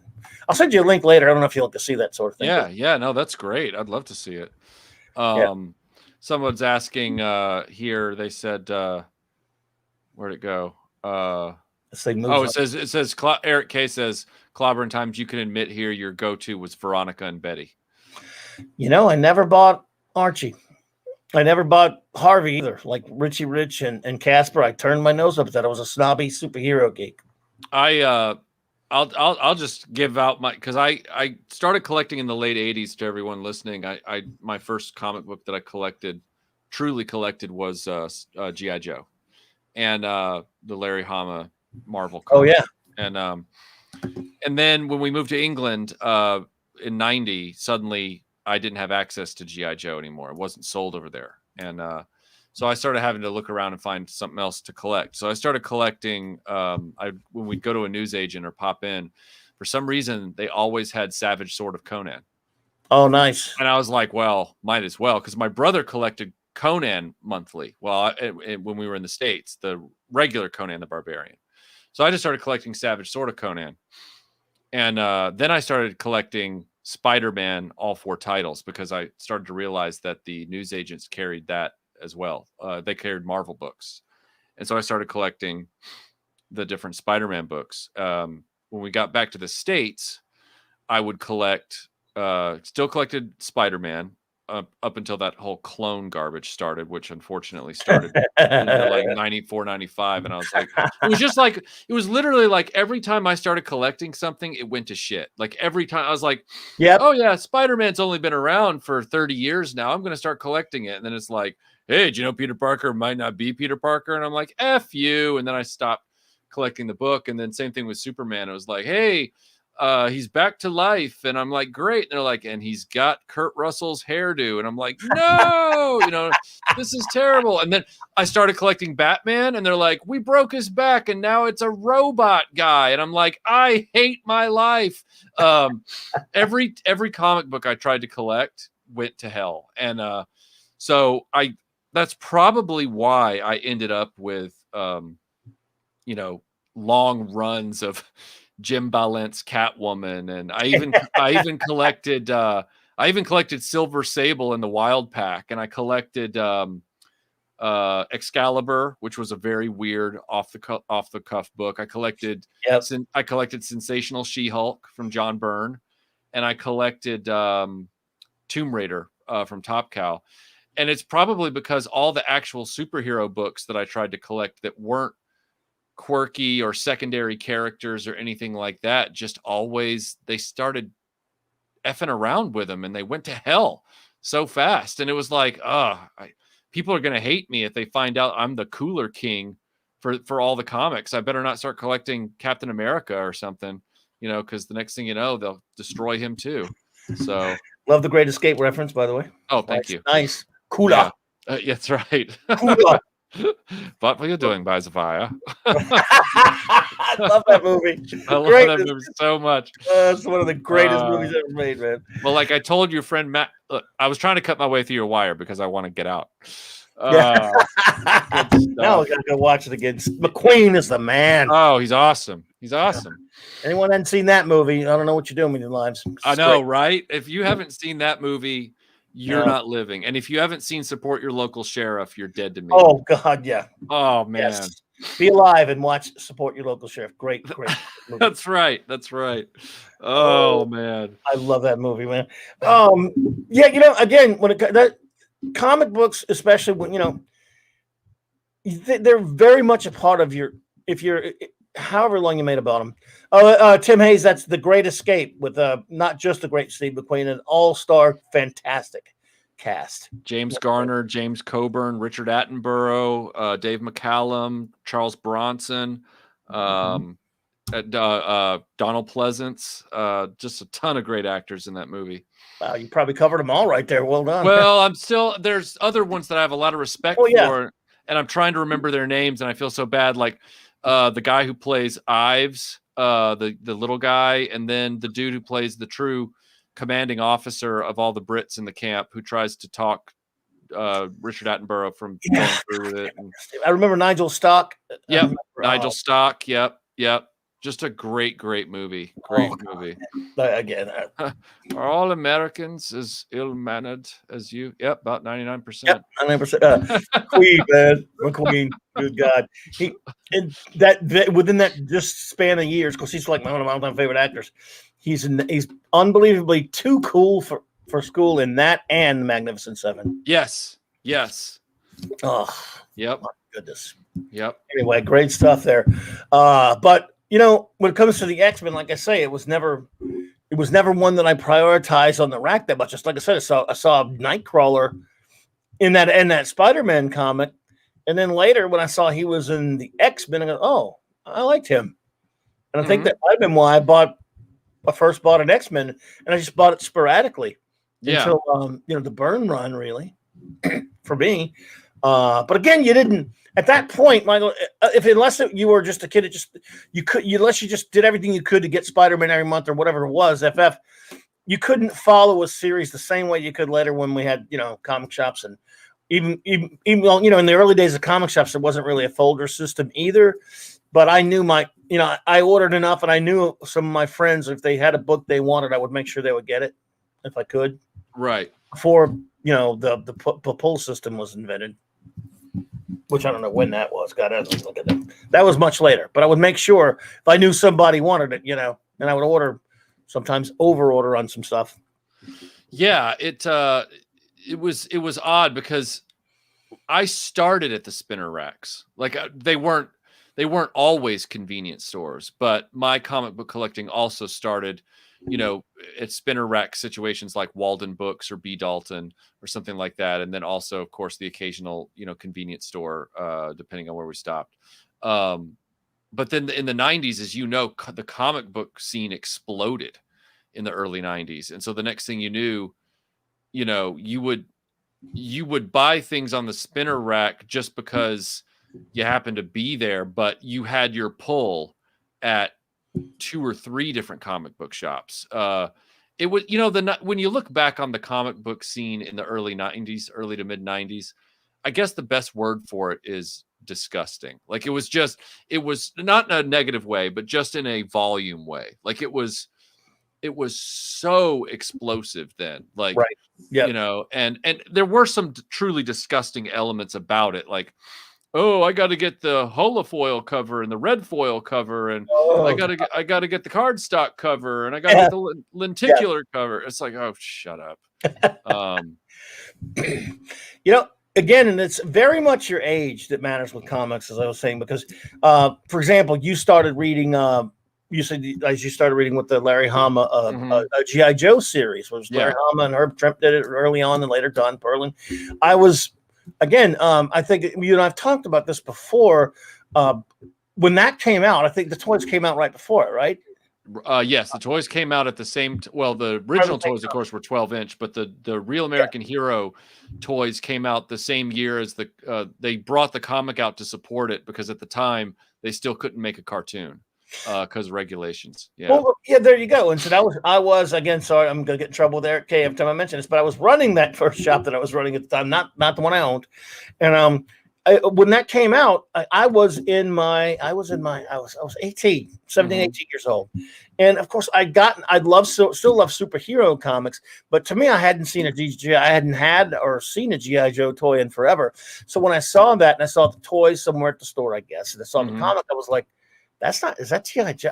I don't recognize that. Right. And when I saw the comic, I opened it up, and it wasn't a very I love Herb Trimpe, but it wasn't very a complex looking kind of an art at that time. I was still loving I was loving Miller's Daredevil, and I was really loving the direct sales market. That's right. It was called Southland Comics. Yep.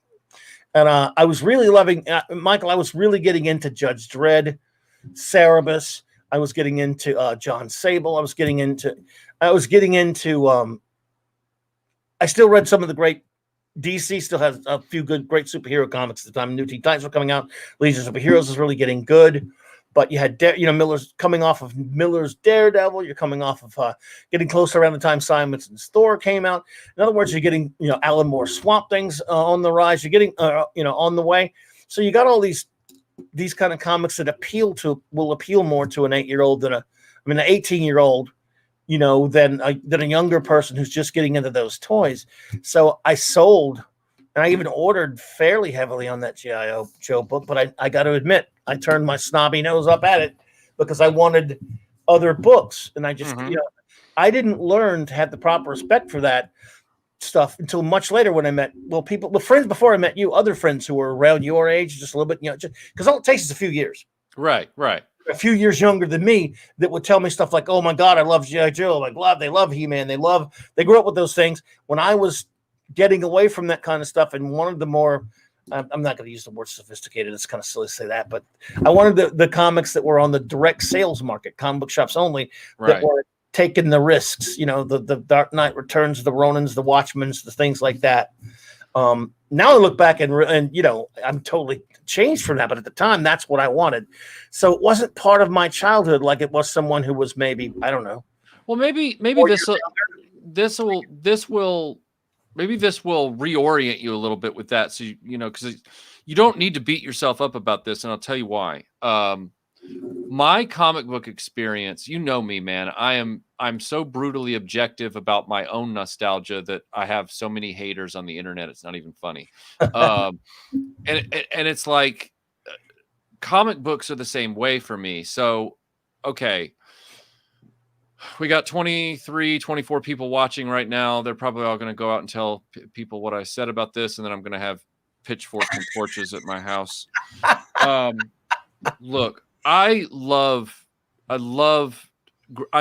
growing up with Real American Hero G.I. Joe, and especially when I found out it was tied to the comics. In other words, when I found out the toys were actually tied to the comics and not the cartoon, my whole world opened up a little bit.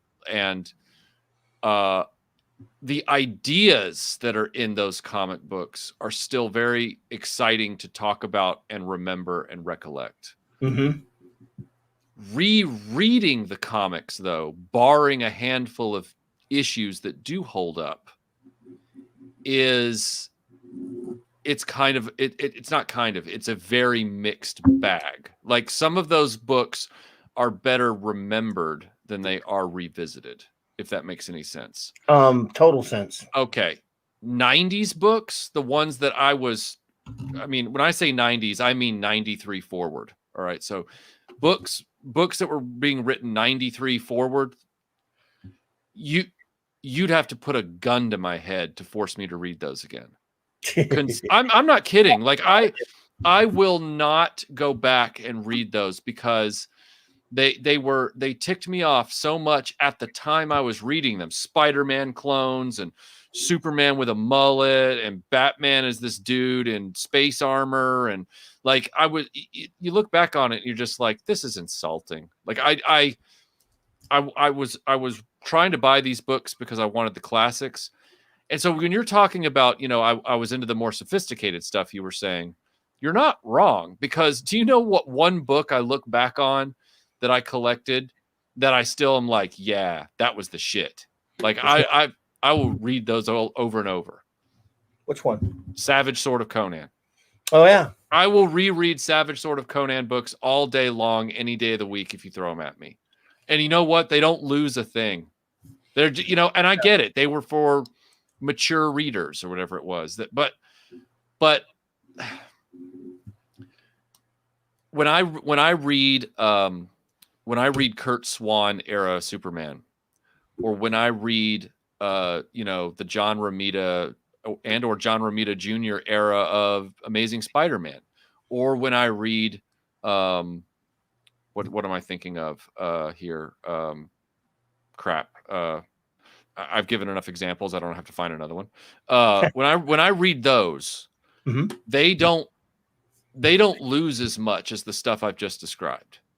Like, in other words, yes, G.I. Joe did transcend its trappings as a toy license book, and the storyline concepts were really strong. Yeah. Conceptually. But if you go back and you look at the execution of a lot of those stories, the execution on a lot of them doesn't quite hold up. They really don't hold up in the superhero books of the mid-90s. I've got very strong memories of how quickly I was pulled into Amazing Spider-Man in 1991 and 92 and early 93. But man, that's why it was so soul-crushing when it went off the rails so spectacularly in 94. Yeah. Yep. And so, like, I don't know. There's a serendipity to some of that timing. I talked about in the Pride of the X-Men video how when I was born and how I experienced things, rolled out, that I ended up being introduced to the X-Men through this one episode television show. And similarly, the British Marvel division, while you could get American issues of comics at newsagents, it was spotty. And they would also carry what they called the Complete Spider-Man, which was a single digest that carried all 4 titles in one book every month. And it was kind of cool. That was the way I would collect it. And part of me wants to go back onto the eBay and get all of them, because that complete Spider-Man thing ended. And they went and called it something else, and it was like a digest format size book, and you could only get it through subscription after that. And I feel like that was around the time that it would have started going downhill and Spider-Man would have started sucking. About if you look at the years and everything like that, it would have been the run up to the clones thing. So I feel like if I go back and I just collect all the old complete Spider-Man editions, I'll have everything that was excellent in my era before it all went to shit. Like I feel like, because it cut itself off right before everything went to shit. So I'm like, well, maybe if I just go get those, I'll have some decent Spider-Man. I don't know what I'm talking about. I'm literally rambling at this point. Dude, so. No, I will see your sacrilege and raise you a worse sacrilege. Okay. You know how I feel about, of course, the wonderful works of the even Golden Earth and in the Silver Age. Yes. Try going back and reading, and this is not just because of my bias that are well aware of against what I think Stan Lee did. Right. Try going back to read any of the books where he did, even though I don't think he did the creating, where he basically is credited as writer, whether it's a Spider-Man title, an FF title, a Doctor Strange title, an Avengers title, a Thor title, whatever it is in the 60s. These are classic, brilliant, wonderful, fantastic, great comic books. Try reading them now. Now, again, there's only one thing that does not hold up about those comics. It is the dialogue. Uh-huh. It's true that, even though, again, this is a big, long argument that we're not going to litigate here, folks, but in my opinion, that Jack Kirby and in a couple of cases, Steve Ditko did most of the heavy lifting when it comes to creating all of those, revolutionary Marvel comics in the 60s. Stan did used to, even though he didn't have a lot to do with the creating of the characters and the concepts and the plots, he did used to fill in the blanks, fill in the dialogue. Mm-hmm. Well, the art still holds up for me. Not everyone loves it, but I love that old style of art, especially later in the Silver Age. The concepts sure as hell hold up. They're all still extraordinarily imaginative, and the characters, of course, speak for themselves. They're all great. They're still big names today, and they've made billions upon billions of dollars. They're hugely popular. The only thing that does not, if you read it now and you want to cringe a little bit, read the dialogue from any of those old comics. And I still love them, don't get me wrong. But pick up a Masterworks or any other kind of an Essentials or any of these archives or these reprint books of any of that stuff where Stan Lee is credited as writer. And not just him, even some of the stuff in the Bronze Age with other types of writers who read Stan Lee and tried to write like him. You will love. I cannot get enough looking at all of the most of the wonderful art from those eras, and especially the covers. But sometimes most of them, even some of the most acclaimed comic books, and the writing is tough to look at now. That was easier to look at when you were a kid and easier to read, and you loved it. It does not take away one iota from how much I love them. But as you know, because of all the water under the bridge and my age and everything, and all the other types of writing that I've read, in comic books, 80 some odd % of all the writing and all of some of my all-time favorite comics, when I look back at it, not the ideas, the concepts, the art, all that stuff's still wonderful. That's why I love comic books. Some of the actual scripting, especially by Stan Lee and some other ones, is you do have to view it through. Let me just put it this way: you have to view it through a certain prism, and you can be nostalgic about it and say, "Okay, that was fun." But some of it's really bad. These were not. Some of them were great writers. Read an old Ditko Spider-Man comic, dude. I love Ditko. I love Ditko's era Spider-Man. Read the dialogue from some of the early ones, or even any of them, even the FF, even the dialogue from some of those. Again, I love these comics. I hope I didn't out sacrilege you too much, but you don't hear a lot of that lately. But it's true. Well, it's an opinion, not just me, In some cases, though, some comics that more stuff holds up. Some comics, again, it's like an old TV show you may have loved as a kid or a cartoon you loved as a kid. Yeah, I mean, some of it you apologize for, meaning the general you. Some hold up, some don't. Yeah. I can't give you an example off the top of my head, Timothy Ward, but I can come. I can go to. I'd have to go to some, but anytime I go back and read them again, it's you view them from the prism of this is a writer writing for a younger audience in the '60s. I'm just saying it can be pretty cringy.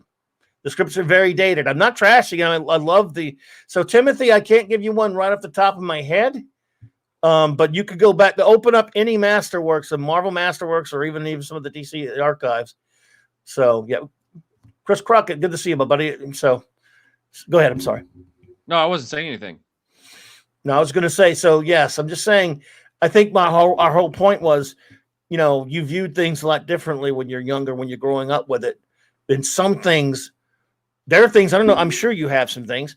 For example, the original Star Trek's just as powerful and potent and brilliantly written today as it was at any time in my life. Yeah. Some of the great Doctor Who episodes, the same thing. Some of the great show I'm binging again for the third time. Babylon 5 holds up and it always will. So something, The Empire Strikes Back and the original Star Wars and stuff like that, or Indiana Jones. No, well, not Indiana Jones films, Raiders of the Lost Ark, or whatever. Some things hold up no matter what. But then there are other things in your life you still love them, but you look back and you go, yeah, that was yeah, it's a little bit dated. Is that bad? No, it's not bad at all. That's what I was trying to get at as well, is that there are things that I am objectively like, that's dated and I don't want anything to do with it. Like yes, I know it was from my youth. Yes, I know I experienced it, but that doesn't make it sacred and it doesn't make it holy. There are so many things that I've experienced and consumed that were from before my time, since then, that are far superior. And there are some things that I've had the pleasure of experiencing that were made after those things that were superior. That's where the objectivity comes in, when it comes to comic books. I'll freely admit that for all of the problems that I sort of hinted at that some of those Tomb Raider issues have, they are still infinitely more readable than any of those 90s, meaning mid-90s Spider-Man clone comics. That's why I have them in collected volumes, and that's why I don't have any of my mid-90s Spider-Man comics anymore ever, nor will I collect them in graphic novel form or anything going forward. They're gone, and I'm glad they're gone. That's what kicked me out of superhero books, and I got rid of all of my 2000s Batman and Wonder Woman and Superman. I was, Wonder Woman I was collecting because the Adam Hughes covers were so good, but the actual content of the book was garbage. It was like, this is so just ugh. And I'm like, oh, they're using a hotshot artist to sell this book. And I was like, there's no point in doing this to myself. So I sold them all. I sold all those on eBay. I sold all those on eBay in a big lot. I got rid of my Batman Hush stuff because the ending was so disappointing. And it was like, oh, what were they stringing me along on this for? Eventually I gave away 30 unbroken years of a complete John Byrne relaunch through 2007 Superman run. Oh yeah, I remember that. I gave them away. Are you hearing me out there? I gave them away. Why? Nobody wanted to buy them. I remember that. I don't blame them, but I retained all of my pre-crisis Superman. I have all of my pre-crisis Superman. That stuff's special to me. That stuff holds up. Yep, I'm totally with Apollome's Minion. Thank you for being here. Anyone who's popped in that we have missed, thank you for being here. Timothy Ward, no, I hear you, and I wish I would. I got to admit, I don't have it at the top of my head. I just remember recently, every time I pop back and read one of those, of course, I love the art. And again, 3 out of 4 ain't bad, because again, characters, concept, and story plot ideas are all still solid and fantastic in the heyday of Marvel's Silver Age, especially after the first couple of years, and then and through on for many, many years up until Kirby left Marvel.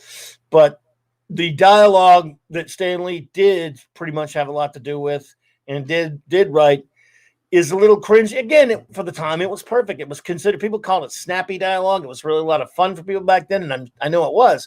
You look back at it now, and another thing, Michael, about those comics also, and again, you know I'm no Mr. Woke, but some of this, I mean, they were pretty sexist towards, even in Kirby Lee's Fantastic Four, they were pretty sexist to Sue Richards. Well, yeah. I mean, yeah, there's no denying that. You'd have to be, blind and sticking your head in the sand to deny that.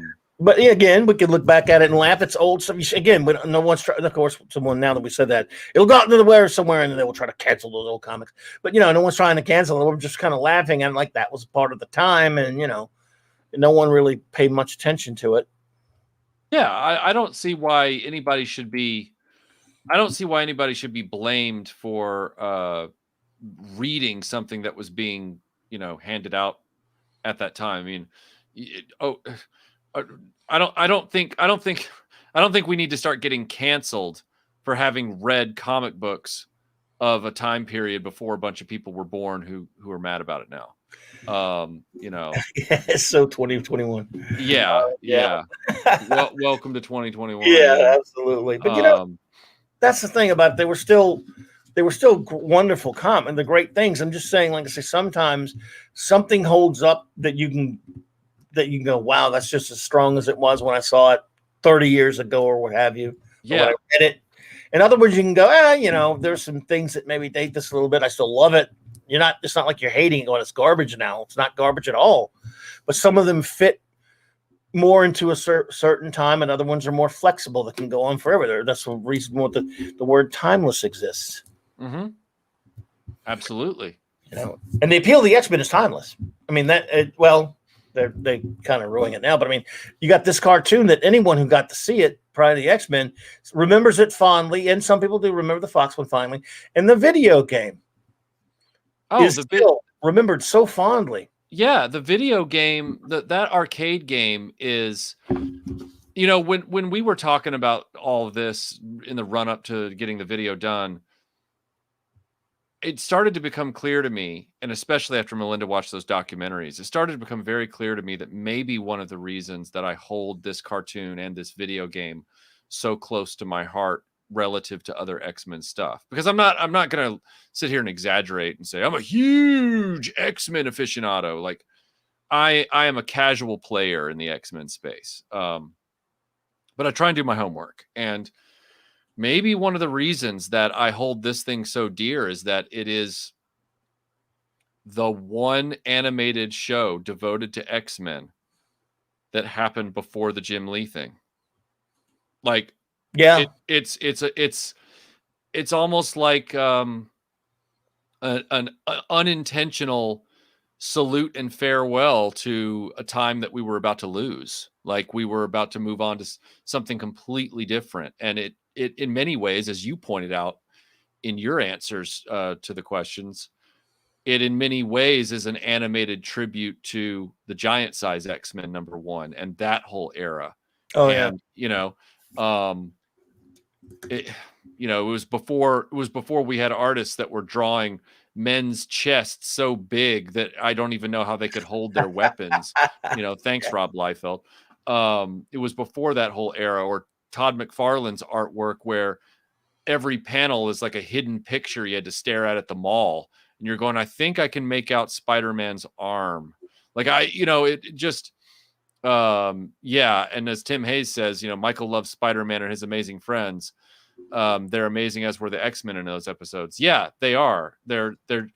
I feel like they're indicative of, I don't want to say a pure Marvel. It's kind of like you not wanting to say more sophisticated, but damn it, I'm just going to say it. I feel like it's of a purer Marvel. And yeah, I agree. Yeah, absolutely. The 90s stuff was good for the kids that grew up with it and everything like that, but they were also competing against themselves with Spider-Man, and they were competing against Batman the Animated Series, and they were competing against a huge new phenomenon then, which was the Power Rangers. So yeah. Yeah. Right. Pride of the X-Men, all, you know, it was one of the few, it might have been, like you said, the only new superhero cartoon that came out that year, because they were just running reruns of older Marvel stuff, and Superman's 1998 or 1988 show had gotten, you know, only gotten one season the year before, and it was already canceled. Yeah, the Ruby Spears one. I kind of like that one, but it wasn't that great. But I love the art. And yeah, oh yeah, the artwork was fine. People jump my crap. Like, dude, people jump me about that in the video. By the way. Oh, did they? Yeah. I didn't mean to ask you about that. Did you get any blowback? Oh, I got blowback from that. On that, they blew back on me, claiming that the Ruby Spears Superman cartoon is like this beloved thing, and I'm like, on what planet and in what dimension? Yeah, I'm like, because I own it on the official DVD, all right? And even before I went to buy it, like before it was even available, and I was you know me, I'm much more of a Superman guy than I am X-Men. Like, I'm much more learned about Superman all the way back to the Golden Age and everything like that. Sure. And everything I'd ever heard, read on the internet and message boards, everything was saying, you know, the 1998 Superman show, it's not a disaster, but it ain't that great. I mean, the 88 one. You mean? Yeah, the 88 one. Yeah, right. Yeah, 88. They're like, it's not. Everybody, it was like they were all kind of just, it's okay, you know, like they were never exuberant about that show. Like, it was, everybody just always said, I mean, yeah, at least it had the Christopher Reeve music. You know, that was cool. Say what? I think it's the best part, the opening credits. Oh, yeah, that's the best part. Otherwise, it was, you know, well, it is based on the John Byrne relaunch, which, that pissed me off. You know, and it's, you know, but it wasn't as a fully realized foundation of the John Byrne relaunch as the later 90s animated series was. So you're sitting back and you're going, okay. But then I posted that because, dude, I've heard that, discussed that at Dragon Con and other conventions when that show would come up, and it's always the same reaction from everybody standing there. It's like, I mean, yeah, the Christopher Reeve, but it's not that memorable. And then all of a sudden I say that as an anecdotal truth in this video, and I get my ass lit up by a few people. Oh my God. People get pissed. And they're, this is a great show. And I don't know. This one guy accused me of making it up. He was like, you're just making that up. And I'm like, making what up? That you don't like it or something? Or did you just... He said I was making it up, that a lot of people have just kind of been like meh about that show. And I'm like, oh my God. Oh, I've been talking to people about Superman in live action and animated media for going on 30 years. Like, that is a universally common opinion about Ruby Spears Superman. Like, it wasn't memorable. It wasn't great. Like, it, you know, people like the way we talk about the Max Fleischer Superman cartoons. Oh yeah. Oh God, yeah. This is the way these guys were acting the Ruby Spears legacy was. And I'm like, in what dimension? Like, where are you guys coming from? You know, my favorite thing about that cartoon was the young Clark stuff, to be honest. The little bitty segment family album was kind of fun. It was kind of fun, even though I'm a Superboy guy, as you know. Still, a Superman, that's a Superman where he, you know, didn't start off as Superboy, but there was a fun kind of a nice sentimental feel to that. I thought was kind of okay, kind of fun. But aside from that, this kind, like you said, it's mostly forgettable. I mean, except for the visuals, you know, and then the opening. Yeah, except for the visuals in the opening, which were excellent. But other than that, it was like, look, I'm not saying it was a disaster. No, I'm just simply saying that it's not in the upper echelon. It's not even in 5th place when it comes to Superman's, you know, television and movie legacy. It's, you know, even Melinda, when I told her that this guy was, a few people actually were complaining about, she actually looked at me and she goes, because she's, you know, she's done the research for all the Dragon Con panels we've done. And she said, yeah, she said, that one's not even considered as good as the 60s Filmation one. And I said, I know. Like, I don't know where these people are coming from with this opinion. It's not so much, man, that they liked it at all. It's that they acted like it was on the level of Max Fleischer. Like they were talking about it like it was the Fleischer shorts. And I'm like, we're okay, this conversation's over. Like I'm clearly in a bizarro universe here. All right. And I don't know how I got here. Of all the things to get triggered about. And by the way, even if you did say something, even like, for example, something that everyone really, really respects, as has been said here, the Fleischer cartoons are iconic, as Maddie's daddy has said. They're brilliant. They're fantastic. And if somebody comes along and says they don't like them, who gives a shit? Okay, you're not into it, whatever. Most people seem to be very, very, very love them and well disposed towards them. But that's the thing about, so what? What if someone doesn't like it? What do you care? Yeah, exactly. What do you care, sir? Like, that's always got me, dude. We've talked about this many times. Like, all right, well, because I proudly have a lot of unpopular opinions, things that I can't stand that a lot of people love, and there's some things that I think are fantastic that a lot of people don't like very much. And I don't give a flying fuck. I mean, dude, if someone wants to come along and says, they don't like something I think is the greatest thing ever, why in the fuck do I care? I mean, again, if we're having a conversation, I might go, you don't like that? Dude, really? Come on. And we can talk about it, but in a fun way, not triggered, not pissed off. Like, how dare you not like that?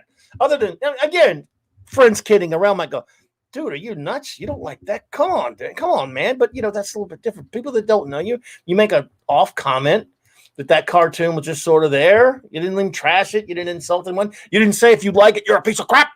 Right. I didn't say anything like that. No, it's pretty mild. Like, yeah, it wasn't all that memorable to a lot of people. It's certainly not remembered as an endearing, an enduring classic like the Fleischer cartoons, or even remembered on a level as the Bruce Timm one. Right. Yeah, it's not anywhere near those levels of reverence at all. No. And it can't even be argued that it is.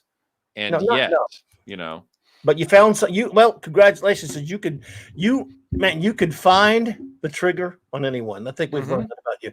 You could, because you weren't even looking for this one, and boom. No, I wasn't. I never would have expected in my wildest dreams to even run into that problem.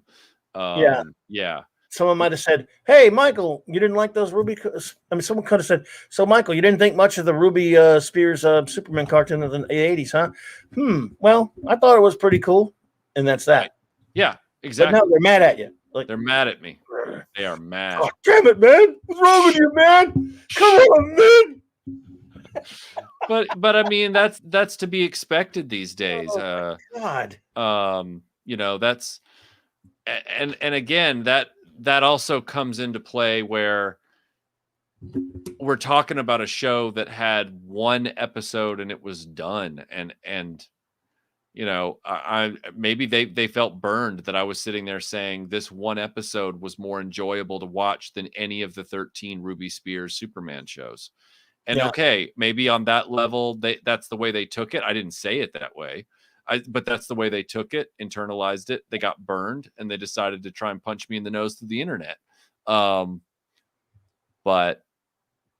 I Tim Hayes says Michael is a nice, positive person, dude. Some people need to know Michael is the devil. He's a monster who hates everything. Remember, Michael, you and I hate everything, no matter what. That's right. Even when we love stuff, we hate everything. That's true. But we support each other.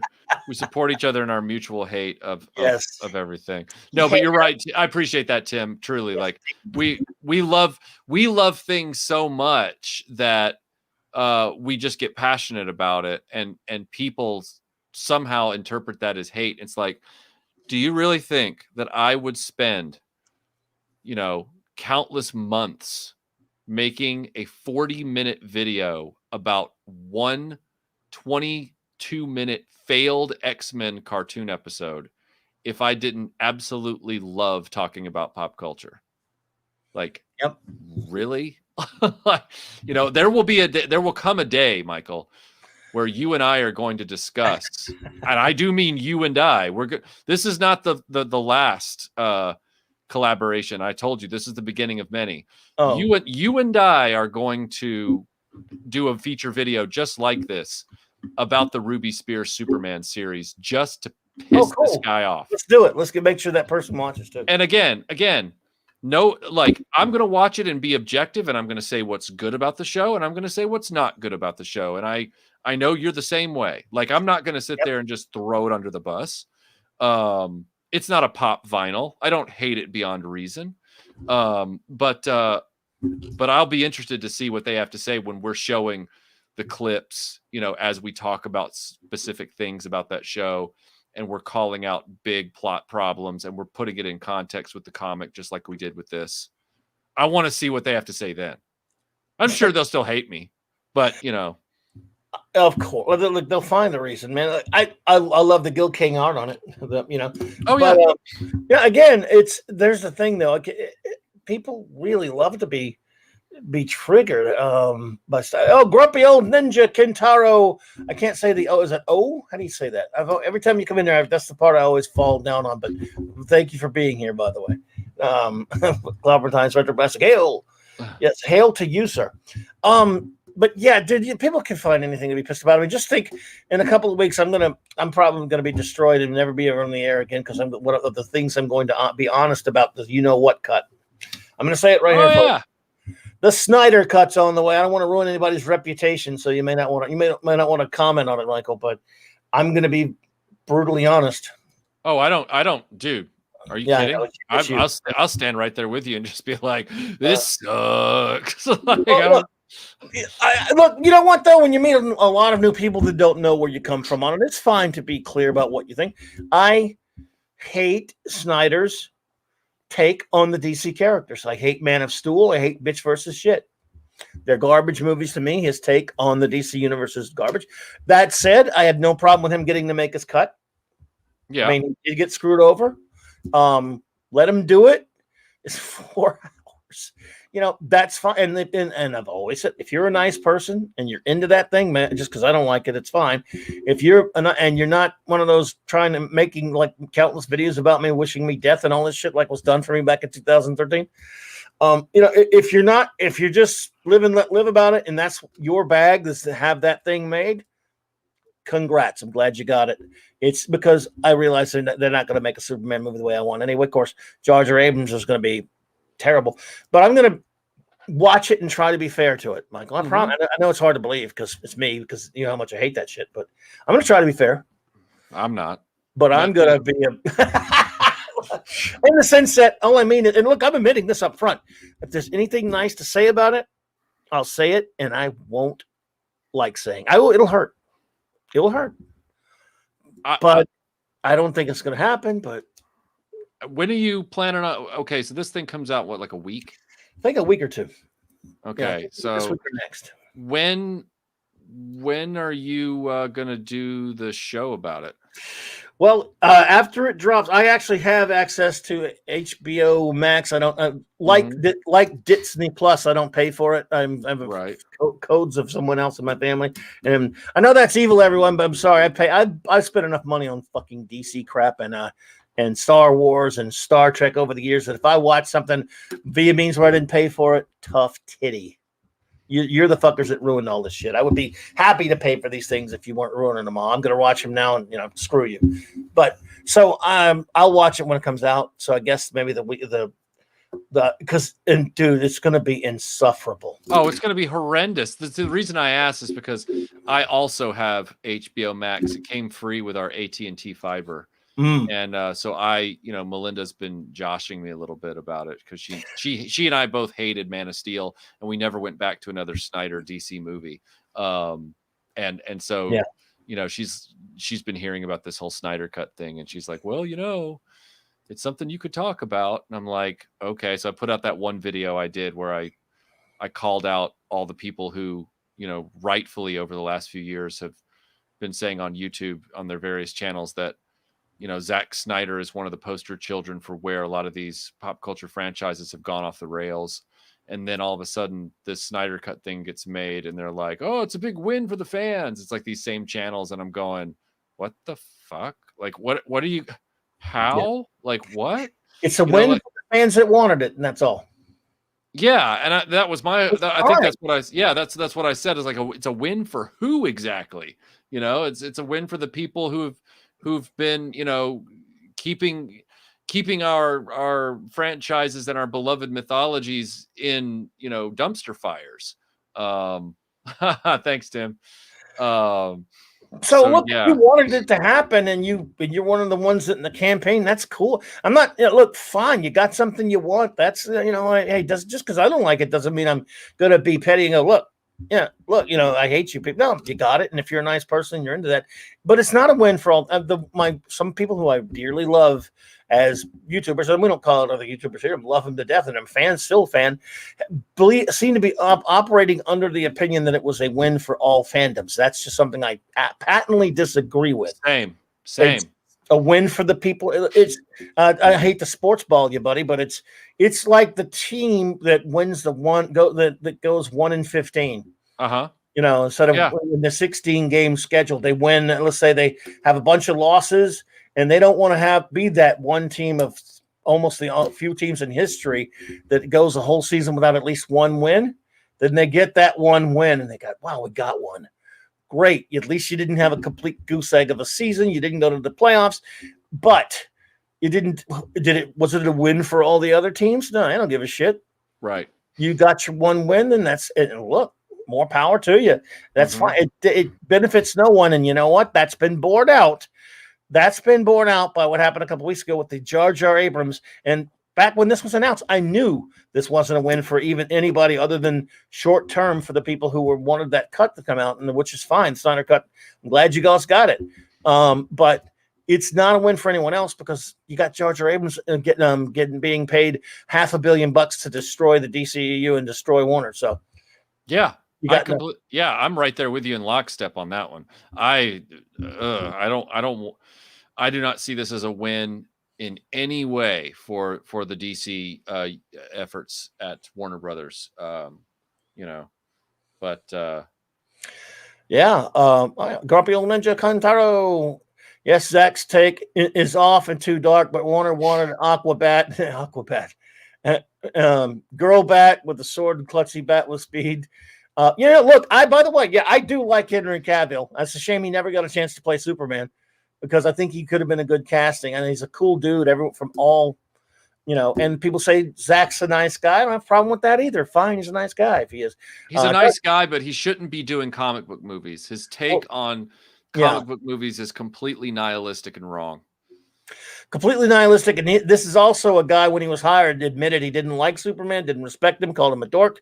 And all fine and good if that's your opinion, but why should you be directing a movie with him in it? Exactly. If you're a total Chad, you don't need to be doing anything with Superman. You need to be. They let him do it, and then we got Man of Steel. I know it's ridiculous. There's a question. By the way, I like that name, Kal-El. Was it? Well, Kal-El. Is it Kal-El 48? There's an Ian in there, but 40. Kal-El. Just gonna go with Kal-El 48. How about that? I hope I got it right. Because I know you must be a Superman fan. Have you seen Superman and Lois? I've only seen the opening scene of the first episode. I haven't seen anything else. I don't have access to the CW, and as much as I'll put it to you this way.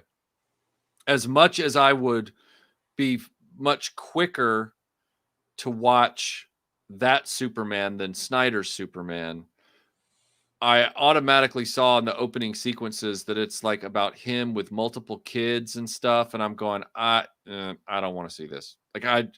This is not something that I'm going to want to put my, invest my time in. Maybe I'm being, look, man, I couldn't even watch Smallville. Okay. I'm there too. You and I are the only two that say that. Yeah, I know. And I'll stand by my opinion until the 50th bullet goes through my chest. But, I like the guy who's playing the Superman character. I don't have a problem with him. It's not his issue. It's a writing issue. I'm not really interested in watching Superman have like a family of multiple kids. I know that some people would say that means that I'm just stuck in a rut, but you know. Well, I've watched all three of the 3 episodes that have been aired. And that opening scene, again, curse them all to hell, because that opening scene dragged me there. It dragged me in there. I got to admit, it was 2 seconds, but it was beautiful. And I liked the pilot. Okay, I thought it was all right. And then the second episode, I was a little less enthused. But it did show me what we're up against. And then the third one really confirmed. Again, we don't get political on this channel, so don't worry about it, folks. But I'm just saying the CW, the Cringe Woke Network, is super, super, political with all of their shows. And there's also a formula to their shows. They're always teen angst stuff, as you know. Right. This show has not gotten super woke yet, which has led many people to go, "Oh, it's really good." It may never do it, because it's actually getting some ratings, unlike Batwoman, which is super, super woke. So the show is not quite. There's some symptoms of woke in it that's probably coming, but right now, the first 3 episodes doesn't have a lot of that. But the first episode gives you a fairly halfway decent balance. You get some nice Superman bits. You get some. Then you get. This is going to be a three tiered formula show, Michael. You got your Superman stuff, which is, of course, let's be honest, that's what you and I are there for. If we watch. Then you got, because he's married to Lois, you're going to have your Lois stuff, which I could only really put into words as bzzz. And then you've got the sons. You've got your teen angst stuff, the stuff with the kids. And again, they in the pilot, they were kind of smart enough to balance it out a little bit. The second episode, it started to gradually be, you got a couple of Superman bits here and there that were okay. Then you got some of the Lois stuff. Then you got the kids a lot. The third one is almost Superman free. There are 2 scenes you get, yes. And the rest of it is some of the uninteresting Lois crap where she's fighting Morgan Edge. Now, will Morgan Edge lead to dark side like he used to in the old comics? I don't know. But he's this typical, very stereotypical type of, bad guy businessman type. And then you got all the kid stuff, all the CW stuff with the 2 sons, which overtakes the episode. Now, if that's your cup of tea, everyone, so far the show's decent enough. If you like that. For me personally, it's not really what I sign up for with a Superman show of any kind. Again, so I'm not saying it's bad. I'm just kind of laying it out there for you that that's what you're going to get from this show. And how much payoff is there going to be with Superman stuff and I don't think a whole lot, to be honest with you. And it's okay so far. It's just by the 3rd episode, I was kind of just going, I don't think I'm really super signed up to this thing. If you see where I'm coming from, Michael.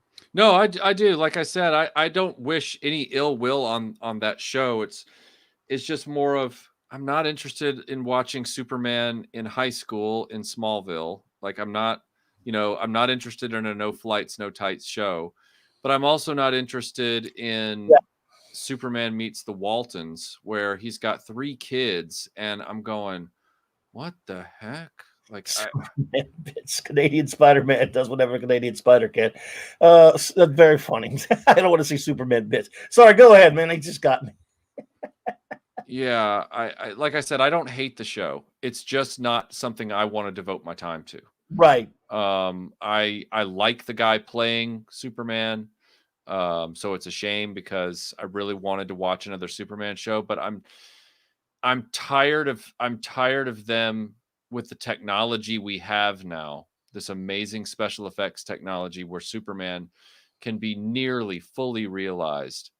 I'm so tired of them going, well, we're just going to keep playing and monkeying around with the Superman formula and doing offbeat things with it. And it's like, yeah, but we finally got the technology to do Superman quintessentially. Like we could finally, and you guys are sitting here monkeying around with like, it's Superman meets Dawson's Creek and it's Superman meets, 30 something. I'm like, I don't want to watch that. And then in the Snyder cut, it's Superman meets the Watchmen. It's like, Yeah.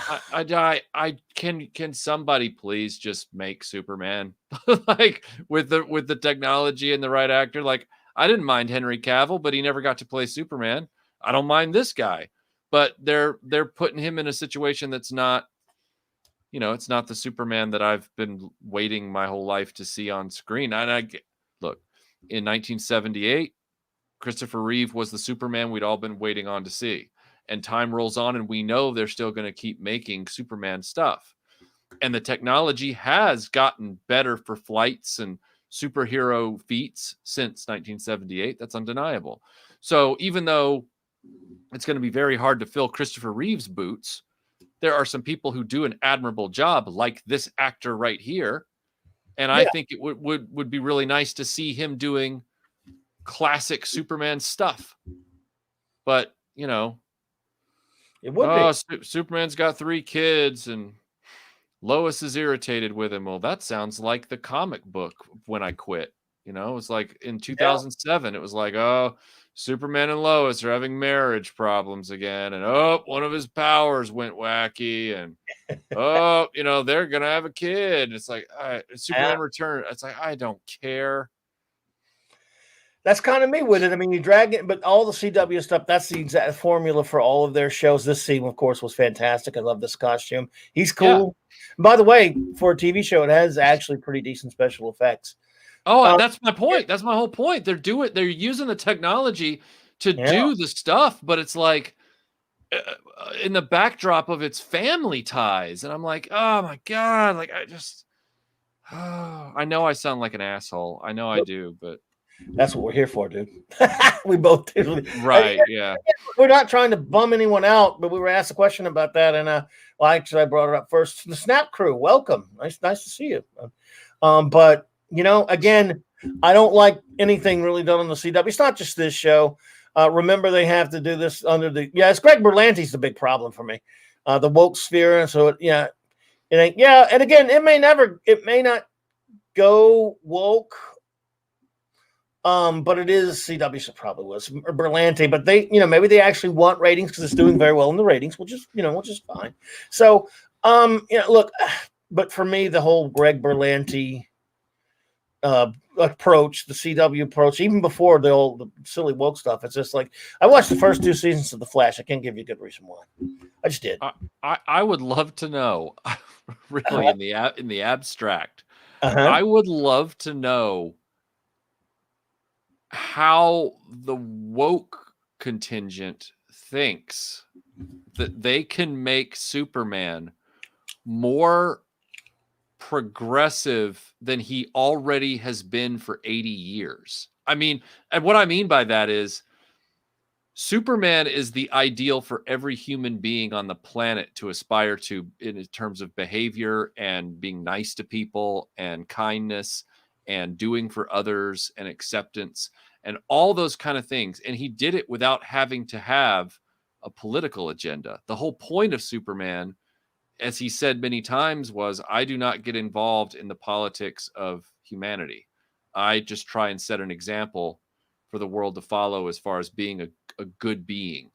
And so I'm sitting here going, what about Superman is not adequate to just be Superman on screen? Like, what are they trying to change at this point or want to change that they think is going to fix something that literally doesn't need to be fixed? I mean, seriously, like well, they don't think like you do, because you're thinking about making the character, leaving the character what he is. And again, if you were writing the show, you would want to tell good stories. These people, agenda always gets in the way of storytelling. It always does. If you have an agenda other than I want to make a good story, I want to make a good show, I want to write good characters, which is what the whole woke thing is about, then you're always going to fail. You're always going to fail, and they will change this. They will change everything. So you're coming at it from a I want to make a good show angle, and now right now these people might want to do that with this one. Maybe that's what they want, but it always creeps in and it always takes over, and so they don't have to do it to the character directly. They can do it with all the stuff around him. the ancillaries. They can do it all with his kids and with Lois and their stories and everything. And yeah, so they can do it to Superman. They've done it before in comics. It can be done. Now, again, I'm with you. Why would you want to do that? But we know why they want to do it. These people are not interested in just storytelling. They are interested in proselytizing. It's sad, but because it's also an old story. We're seeing it's been done to Star Trek, Star Wars, Doctor Who, and all of comic books. So what's one more, right? If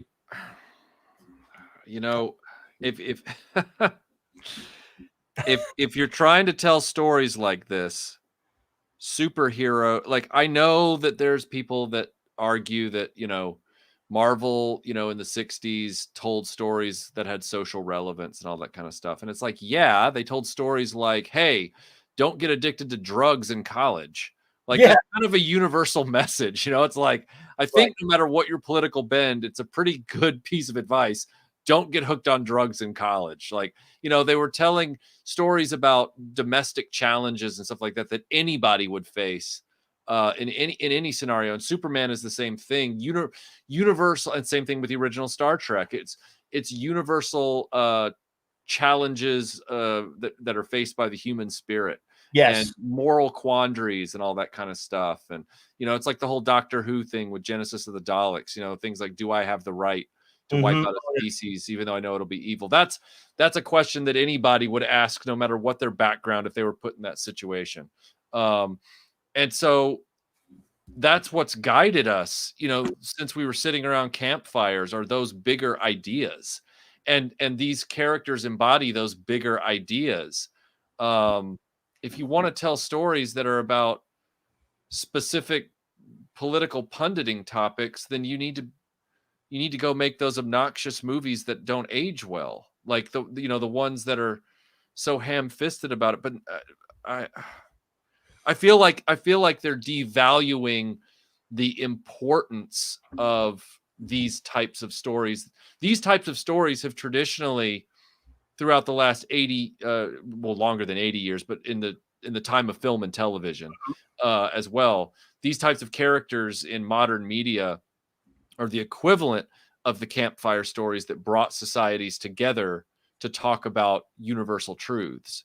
And that's under, you know what I'm saying, Mike? Like, this is not the place to do that. That's because there's some people who try to defend, like, the horrible new STD, for example, or what they're doing on Doctor Who or Star Wars by saying, well, especially when it comes to Star Trek, for example, they say, well, Star Trek's always been political. No, it's been philosophical, right? And it had morality plays, but it usually posed questions. Now, does it mean that there aren't people that they didn't slip in a political thing here and there? No, it happens sometimes. For the most part, though, they would pose complex philosophical questions, and yes, their characters might take a certain side, but they also were about presenting all sides of an issue. Right. It wasn't, I mean, I guess if you want to use the word preachy, I guess you could say that it could be preachy in a sense, but there's still a difference between that and being political, being politically specific or politique civic or specific, or however you want to say it. There's an absolute difference between pushing an agenda that is current day crap that's going to age badly because it's so topical, as opposed to putting a philosophical point, like, for example, in the brilliant episode A Taste of Armageddon. Oh, that's one of my favorites. It's one of my favorites. Top notch. It's a great one. And Kirk certainly takes the stand that any sane person was. He said, yes, he interfered, by the way. It's basically, war is ugly. Yeah. And you've all cleaned it up and made it convenient. And he just showed people. Now, does that mean that the episode is anti-war? Yes, it is. It's anti-war, because any sane person's anti-war. You don't want to go to a war. Exactly. But we also know when it came down to it, in a private little war, which is a little more controversial of an episode, Kirk decided to arm the primitive natives of this society to keep them alive, to help them survive. So you had two instances there. He's an anti-war episode, an episode admitting that life is complex and sometimes you have to fight to survive. Nothing political about that. No, there's nothing. Yeah, no. Like you said, any sane person with their head screwed on straight says, "Hey, war is not something you want to aspire to." Yeah, yeah. And that's what they think, that they equate that with doing stories about people, like they do on STD, with people concerned with their pronouns and people crying everywhere. Right. Well, that, we were just exploring that on Midnight's Edge the other day, where we were reading the character descriptions of the new High Republic characters for this new comic book, and the character descriptions literally are like 3 sentences, and 2 of those sentences go into great detail about how these characters identify sexually.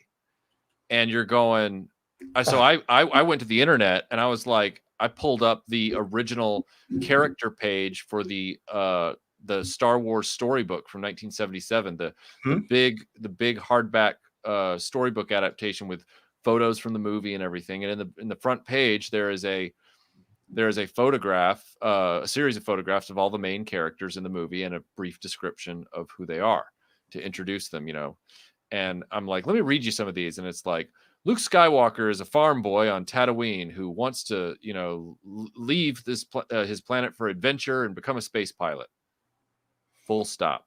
Good. And then it's like Obi-Wan Kenobi. It's like Obi-Wan Kenobi is a mysterious old man who has a extreme knowledge of, I'm paraphrasing, but it's like he has extreme knowledge of the Force, and he wants to train Luke Skywalker, and like that's it. And I'm going, these are character descriptions in Star Wars, where like all this other stuff, it's so unnecessary. And again, like I'm not figuring out what audience they're going for, even age wise, with this stuff, because I was under the impression that comic books and Star Wars were for everybody from 8 to 80. I'm not really picking up that anymore. I'm not getting that sense anymore. No. It's strange. It really is. What's a sad thing about things now when you watch? So again, like I mentioned earlier, because I had that HBO Max, they've remastered Babylon 5. I don't know if you've ever seen Babylon 5, but it's on HBO Max. They dropped it about a month ago, whatever. And I just wanted to, I binged it just a couple of years back. I just wanted to see what the remaster looked like. And I just turned on the first episode, and now here I am 4 years in. I mean, 4 seasons, but I'm already to the 5th season. Because I just got engrossed in it again. I got hooked on it again. And, when I watch a show like that, I know it's old now. The show is, 30 years old almost. I see that, wow, this is just, you could forget about what anyone's politics are. Yes, they put philosophical things and sometimes political type intrigue in the show, but you wouldn't know anyone's politics. And I do, because I know of these characters and a lot of these actors. I know the politics of some of them, and they vary. But this show was, that this show was made for one reason, because J. Michael Straczynski, who created it, wanted to tell a story. And that was his bottom line. He wanted to tell his story. That's not why they make TV anymore, movies anymore, a lot of them. They want to preach an agenda, and it takes over. And I see these characters, and of course, we're led to believe that no strong women, I hate the term strong women, female character, by the way, hate it, existed until 2015 with the amazing Wonder Ray. Right. And later, Michael Burnham on STD, and all these.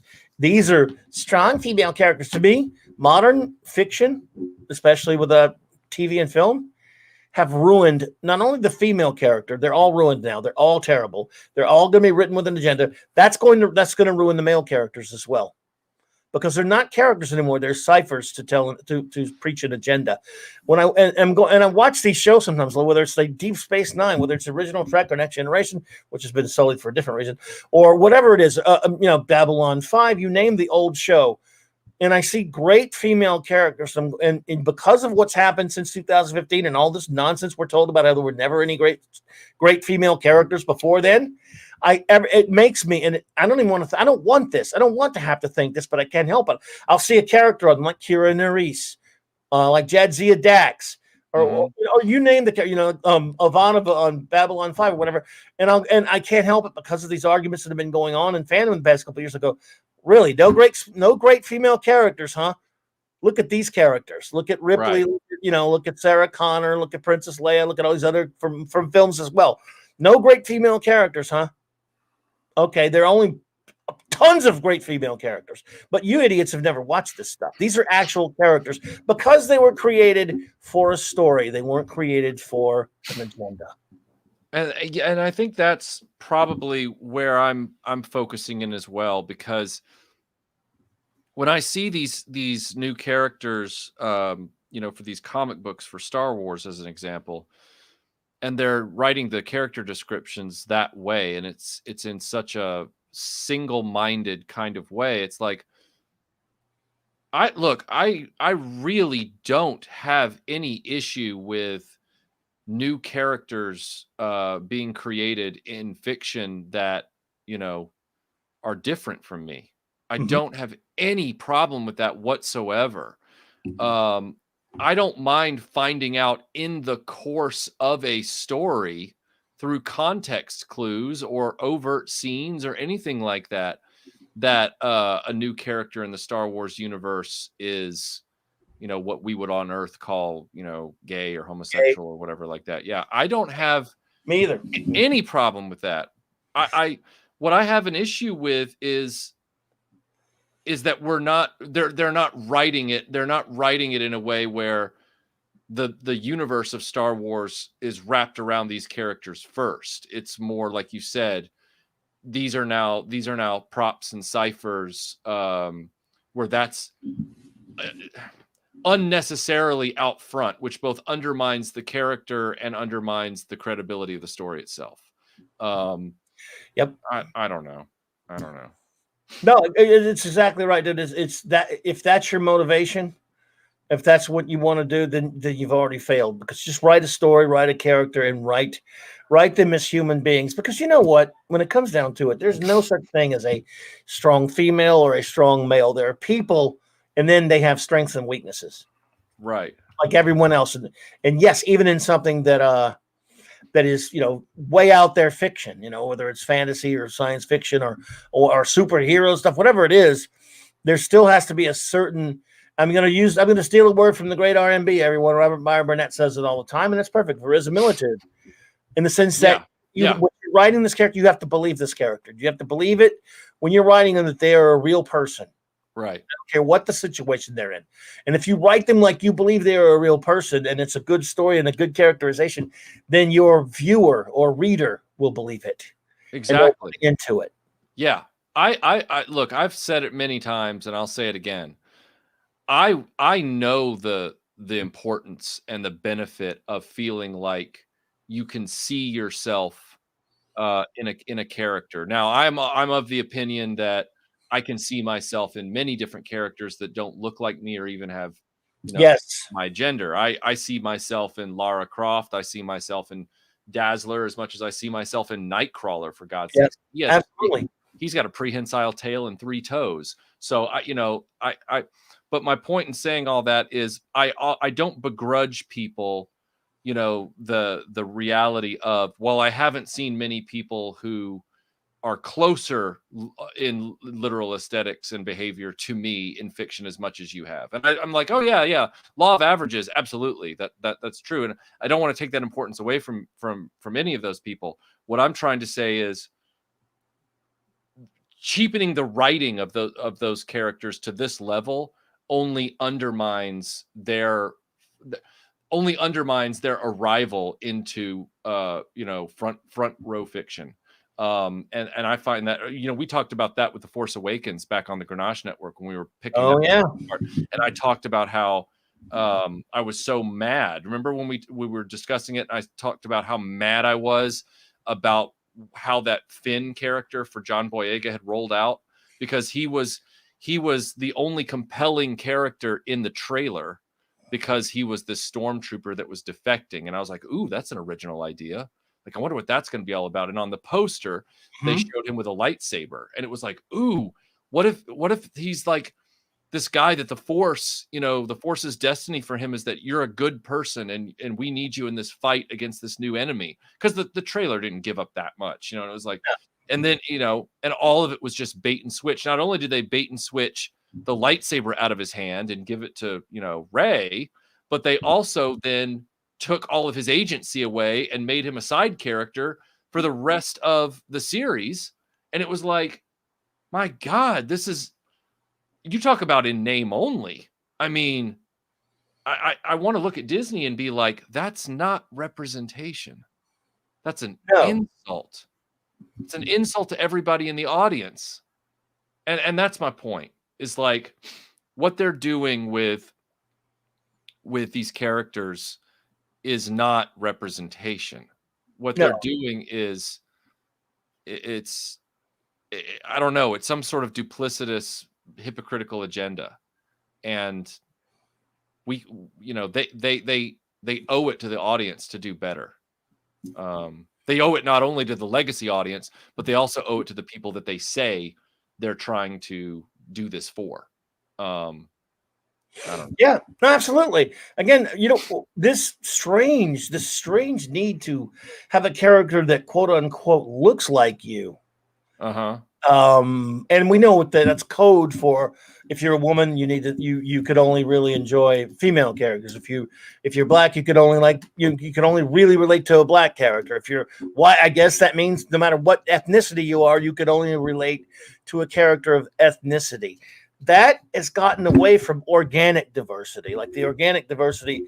And by the way, when diversity really mattered, Star Trek, Gene Roddenberry was there. He fought to get Uhura on the bridge, and it was tough.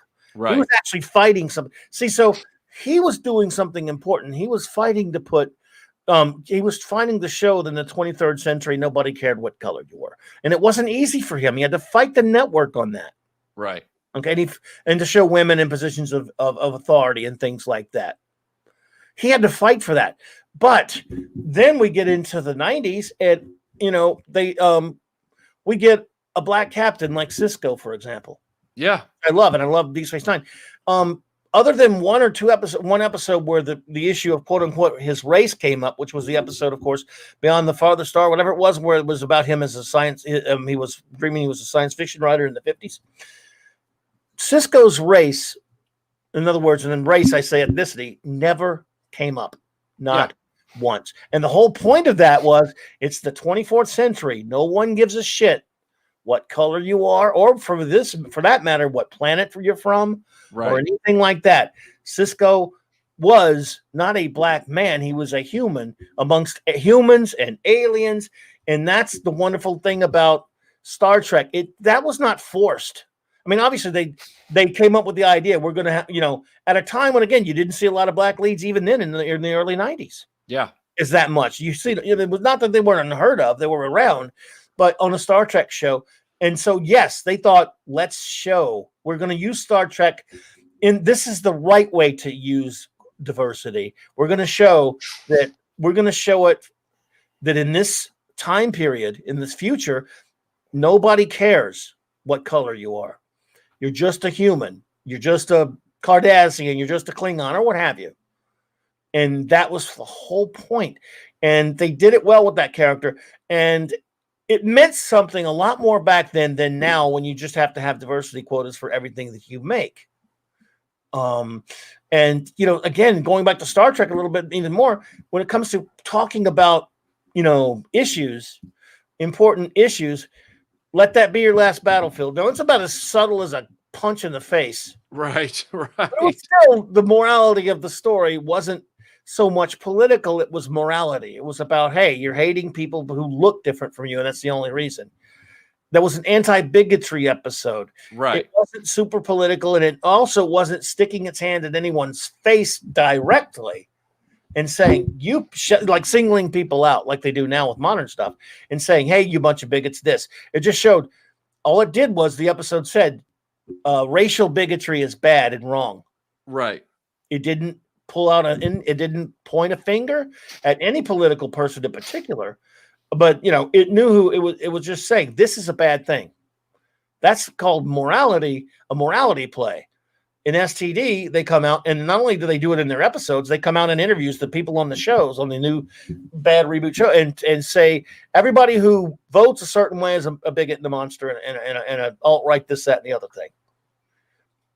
That's not moralizing, that's preaching, and that's an agenda. And that's, of course, bigotry in of itself, in my opinion. Wokeness is bigotry, in my opinion.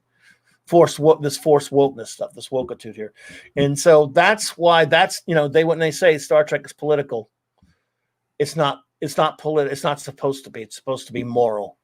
Yeah. And I mean, I could go down the rabbit hole, right now and just start, drilling into the whole thing about the hypocrisy of the recent actions by Disney and Chapek in regards to that, which I certainly. Oh, yes.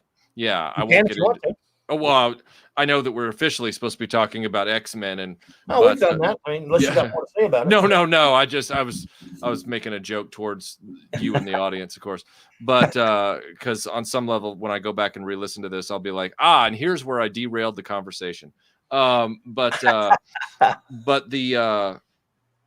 the whole thing about Chapek on that business call,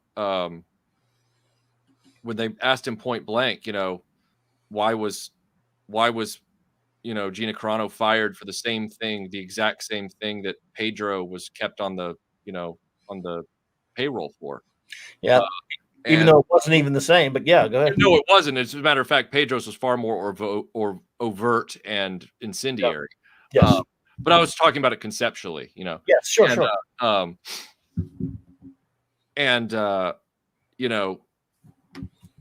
He's like, well, no, we're not a political company. And I'm going, corporations blow with the wind politically. They are political. They're always political. And they're political based on what is going to, in their minds, profit them. And that's why I've always said on my channel, you got to vote with your wallet. Like, the only way to hurt a corporation, you can bitch at a corporation all day about how they're not doing things fairly or about how they're being hypocritical. They're not going to listen to you until you deny them your money, and you deny it to them in mass. And so in the case of, this whole thing that went down with Disney, pulling a complete political maneuver at Lucasfilm, I have a real, as you've known me for almost 11 years, Mike. You know how much I hate hypocrisy. I do know how much I hate. Oh yeah. I hate it. And to those of you that, in the chat, and Mike especially, who know me well enough to know, Mike and I, we are very aligned on a lot of things. But Mike and I also are very different on a lot of things, in certain ways, not in huge ways, but when it comes to nuances can create rifts if you're, an idiot. But I guess what I'm trying to get at is it's what we've been talking about just now with Star Trek and the superheroes. Principles and the broader issues of human behavior and decency are more important lessons than trying to get someone to agree 100% with your personal political beliefs. And the situation with Gina Carano, for example, is one where I don't actually know what all of her political beliefs are. She actually doesn't. The stuff that's been written about her has been more conjecture than fact, because it's like she hasn't really said much. You guys are drawing conclusions, but the conclusions they're drawing do not. I guess what I would say is they're not even something that I, in my own personal life, I don't believe them, but let's take them as. Let's compartmentalize them over here and say, forget Gina Carano for a minute. Let's look at the conclusions they're drawing about her in a vacuum. All right. So we're looking at them like this. Those conclusions they're drawing about her do not reflect even a lot of the things that I, believe in day out. But what I believe in is fairness and going after hypocrisy. And when I saw what they were doing with her versus what they did with Pedro Pascal, I was incensed.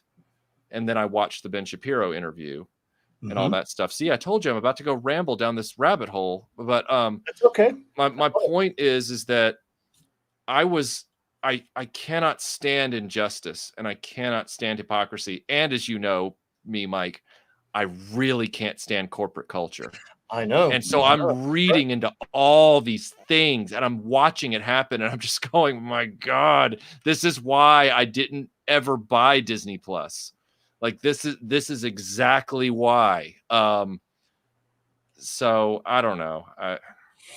Look, I'm absolutely with you, Nolan. And again, when it comes to, I don't want anybody fired for their opinion. Me neither. I don't like them. But I tell you what, it would be one thing if she broke a certain rule. Like, what rule did she break? If she signed some kind of agreement to say, I won't do this, and then she did it, fine. But did you make anyone else sign it?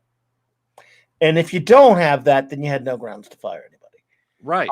I mean, I believe any business can fire any employee they want if they break certain rules that you have laid out there clear. You can't do it. You can't pick your nose. You can't wear a green sweater. I don't care what it is. If they sign some kind of agreement, then that's it. She didn't. There's nothing like that. Because if there was, they would say it. They would come out and say, oh, yeah. She signed this saying she wouldn't say that. Because I do know that there are probably some places that say that have like, what is it? These agreements that say you can't like I don't know, conduct agreements type things or whatever that I've heard of them. Yeah. Well, if you sign one of those, you break it, and somebody fires you. Hey, you signed it. But that's not what happened here. No. It's sheer hypocrisy of you're going to let Pedro and many other people completely insult and horribly trash your paying customers on the one hand. But someone else makes an analogy on something that some don't like and some do. And she certainly didn't go out and insult and attack anybody or call anyone out or call them Yahtzees and stuff. And you're going to fire her for that. That's the thing that makes me sick. And again, what rule did she break?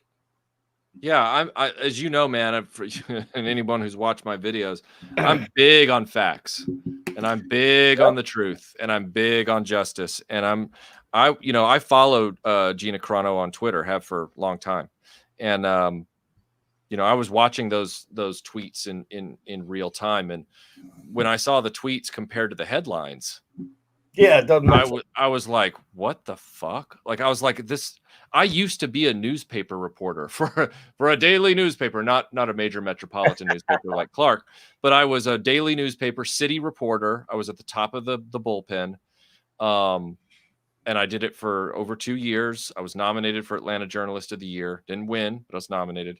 Cool. That's not a brag. What I'm trying to do is just trying to establish some credentials in the journalism space here.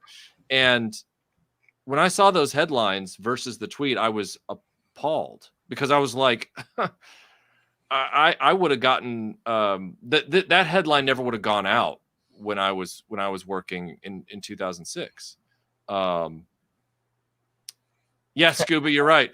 I actually did Jerry Maguire my way out of my last corporate job. I actually did. I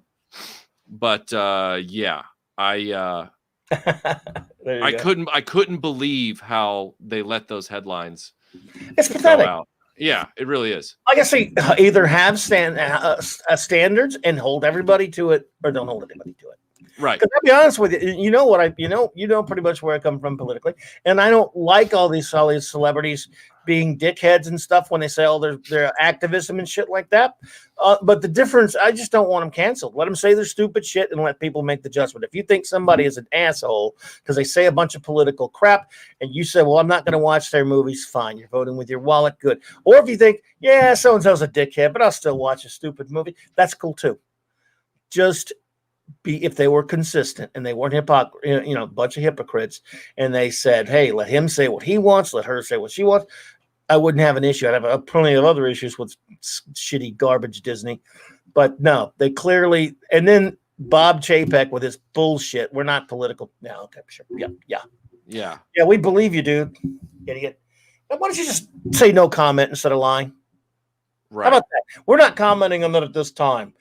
Instead of lying your stupid ass off, you fucking idiot. And also then to Nobody believes you. No, and then to say, oh, and we're looking forward to Kathleen Kennedy working on Lucasfilm for many years to come. And I'm like, or leading, and I'm just kind of going, wow, like they really don't care about the pulse of the audience. I mean, I know they've lost tens of thousands, if not hundreds of thousands of Disney Plus subscribers. And I mean, look, I'll put it to you this way. If I wanted to put on if I wanted to step back into the hedges, Homer Simpson style on this, I very much could step back into the hedges on this from a somewhat political perspective, because I'm a very confusing person to the internet. As you know, Mike, I've in 24 hours a few years ago, I was called a alt-right racist by one guy, and I was called a gutless libtard by another guy in 24 hours. Nice to be versatile. I know, right? I'm a tree hugging gun owner, which is very confusing to a lot of people who don't, yeah, I mean, that's my joke, but it's true. Like, I love the environment, but I also, enjoy my historical firearms as well. So say what? Do you shoot trees? Oh, no. As a matter of fact, I'd probably try and shoot somebody if they were trying to knock down a really nice tree. Very effective way to stop them too. But yeah, so like, I'm very confusing to people. And but because of that confusion, if I wanted to, I could just back into a hedge and disappear into this political morass that this situation is in. And, how do I put this? I don't know what I'm trying to say, but what I'm trying to say is that I could easily camouflage myself one way or the other, like, oh yeah, all this is fine, but I can't, because it's not fine. It's not right. Yeah. It's not, I don't know. And I don't know how we got off on this, and it's my fault. I'm sorry. No, it isn't. No, dude, believe me, we hadn't a chance to talk to you since the last time we talked. I think it was in the interview, so it's good to talk about some of this kind of stuff. And it's big. It's a big concern. It's a big topic because, and we didn't. By the way, we didn't make it this way. You and I would have just been, and I know others would have been just as happy to be having these conversations, politics free.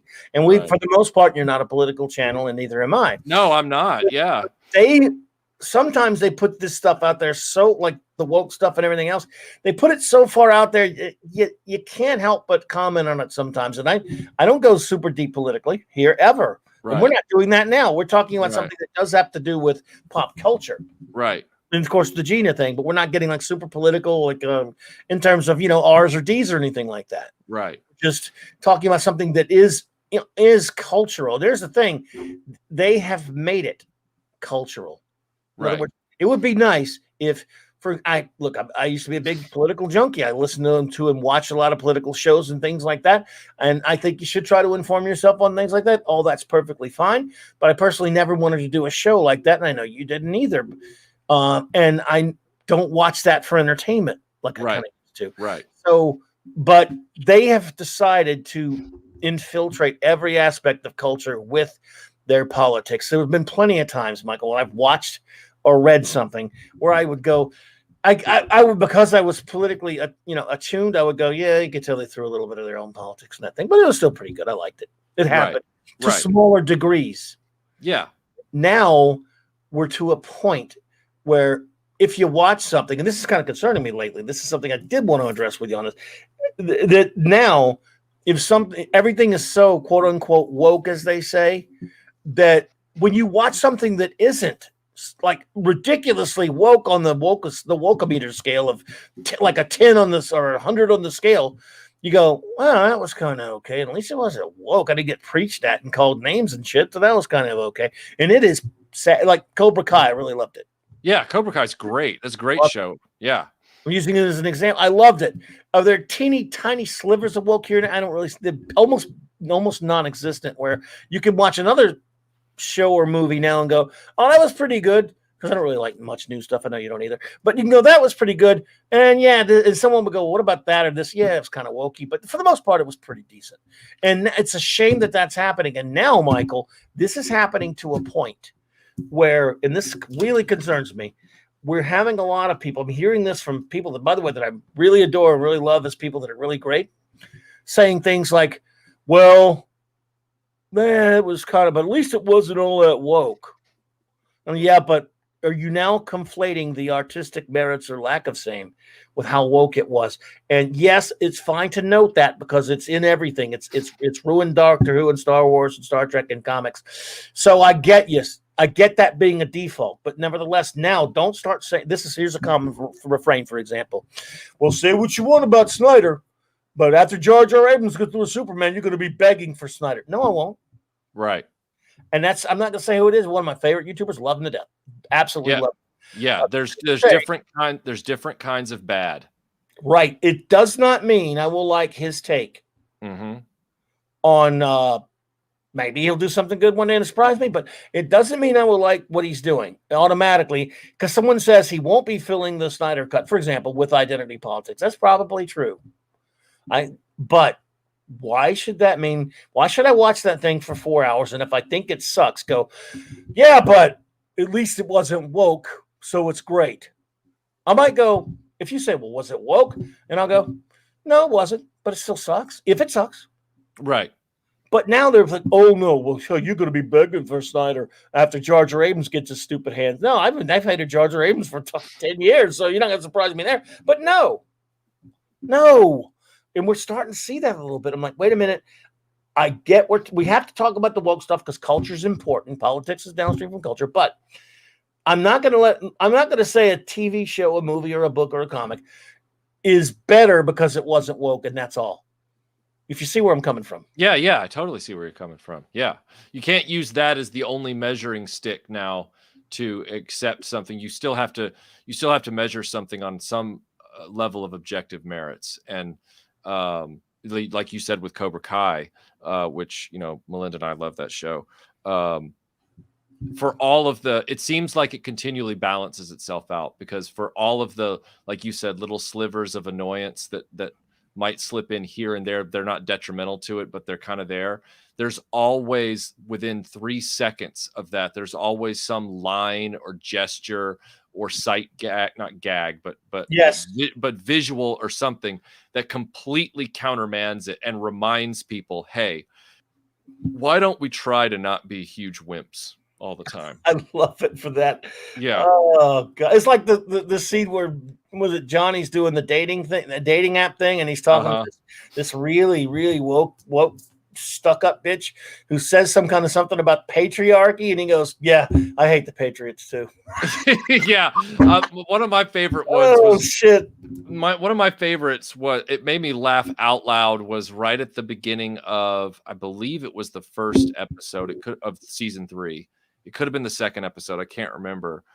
And I want to preface this by saying that I completely support mental health. I completely support, the mental health system. I have family members who are, certifiably, have mental health issues and all that kind of stuff. So, but again, I also know how to take a joke. All right. Sure. So my mom was a social worker, so she's a big proponent of therapy, for the right reasons and all that kind of stuff. So just don't crucify me after I say this. But when Johnny and Daniel go to the sort of like, I don't know what you'd call it, the addiction. Oh yeah, the clinic thingy. The clinic, yeah. Thank you. I was losing my English tonight. The Betty Ford clinic or whatever. Yes, the Betty Ford type clinic to see his ex-wife or whatever, and Daniel's talking to the lady, the nurse that walks up, or the doctor, and she's like, "Oh, are you here to check your friend? Are you here to join us or sign in or get help or whatever?" And Johnny looks over because he's not dressed as nicely as Daniel, and he just looks over and he says something to the effect of, he's like, what, sign up here? I'm no quitter. Like, and I was, it was something like that where he's basically like, this to me is quitting. This to me, no, I'm not a wimp. I'm not going to come in here and just check out of life, you know? And I laughed out loud because, like, you know, I have those conversations with my dad a lot where he and I will commiserate, you know, and, you know, my dad is, of course, literally older school than even me as far as that's concerned. But, you know, we'll joke about how, you know, both of us have experienced a thing where, like, we're driving someplace by ourselves and we have a bad memory about something that we either regret or it's embarrassing or whatever. And, you know, oh, and Tim, see, exactly.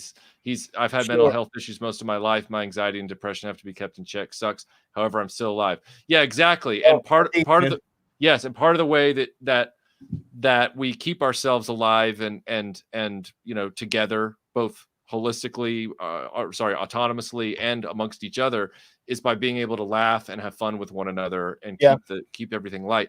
So my dad and I were talking, and we were talking about, you're driving somewhere and you get this memory, and this memory is kind of embarrassing, or, you know, you regret it or whatever. And I said, yeah. And I said, and what do you do? I said, you start like yelling out loud, like in the car, like you're like, you know, and then you kind of yell the memory away. Like you yell the memory away. And my dad's like, yeah. And then I was like, yeah, I know what that's like. And he goes, and it's cheaper than therapy, isn't it? And I laughed because I took it as a joke, of course, because like there are moments where somebody does, you know, that where therapy is legitimately, you know, helpful and stuff like that. But the Johnny line, even with that knowledge, the Johnny line's funny because he comes at everything from such a different perspective than, you know, Daniel and his family. It's a great juxtaposition. It's what makes that show. That show should be a required viewing for any writer in Hollywood these days. Like, I wish that was the standard, to say, look, this is how you need to balance characters at this point. Like, you can't just have it all one way. Absolutely. And again, remember when we used to laugh at inappropriate shit? Because yes, we deal with things through humor. Yes, even dark humor. Certainly things you wouldn't say, for example, out in public somewhere, but around your closest friends or family, whatever, you might say some fucked up things. And what is the people go, oh, dude, that's terrible. I can't believe you said that. You're laughing because it is pretty dark or pretty awful, pretty terrible. Right. And yes, in certain company, you don't say it, but we've lost that nuance. There's actually a generation out there that is offended by every freaking thing. And that's why they're going after comedy. That's why comedians they hardly exist. And some of the, you know, get a room full of, if you could get a room full of Twitter SJWs, like 100 of them, if there's that many, and stick them in a theater and turn on Blazing Saddles, you'd never hear from them again. Their heads would explode, their empty heads would explode. And of course, you'd be actually you'd be charged with murder, mass murder, in fact, because they couldn't take it. First 5 minutes. Right. They couldn't laugh at it. Dave, Bob, what's up, man? Just to use as an example of how you ever watch anything old like that now? This, especially some raucous comedies of the 60s or the 70s or 80s, and just think, and it's sad that this is a thought, Mike, but that you go, that wouldn't fly today. Couldn't make that today. Oh yeah, Melinda and I always kind of look over at one another when something like that, because I watch a lot of old stuff. I watch a lot of it, a lot more. And when I say old, you know how old I mean, Mike. I go back, you know, to the 30s, 20s sometimes, and I'm watching stuff. And Tim Hayes knows that too, because he and I are both big physical media collectors. Tim Hayes and I are brothers in old school entertainment. But folks, yeah. So, what's that? Buy the physical, folks. Go ahead. Yes, buy physical media. Yeah, it's something where, you know, you look over at one another more because you're wondering, if there was somebody else in this room, I want to have fun with this piece of entertainment and just enjoy it. It's not like I'm watching D.W. Griffith's Birth of a Nation or something. Like I'm literally watching Fathom with Raquel Welch. Like, is it okay to just enjoy this movie? Is it okay to enjoy, you know, In Like Flint or Our Man Flint? Like, no. And yet at the same time, screw you guys. This is this is fucking funny. I want to watch this. I don't know. Yep, Dave Bob, good point. They couldn't handle Archie Bunker. By the way, Glenn Miller played. No, they couldn't do that anymore. They could. Archie Bunker? Are you kidding me? Written by one of the biggest liberals who ever lived, Norman Lear, and that was his father. He said Archie Bunker was my father, and I loved him, and that's why the character was. But that was a different time when you could write a character that you didn't agree with, and you can actually make them sympathetic, even though they've got faults. Because when it comes down to it, all they're human beings, have all kinds of faults and think and do bad things sometimes and everything like that. And you have to be able to laugh at life. But enough philosophical waxing here, sir. I've kept you long enough, man. And but it's never long enough for me, because getting to hang out with you, dude, I just miss hanging with you, and I appreciate you so much. But I guess we could wrap it up here. I want to say thank you to all. Again, so many people joined us tonight. I can't even count all of you all. So I'm just going to say a big, big, big thank you to all of you. Every one of you, I really appreciate you being here with us tonight.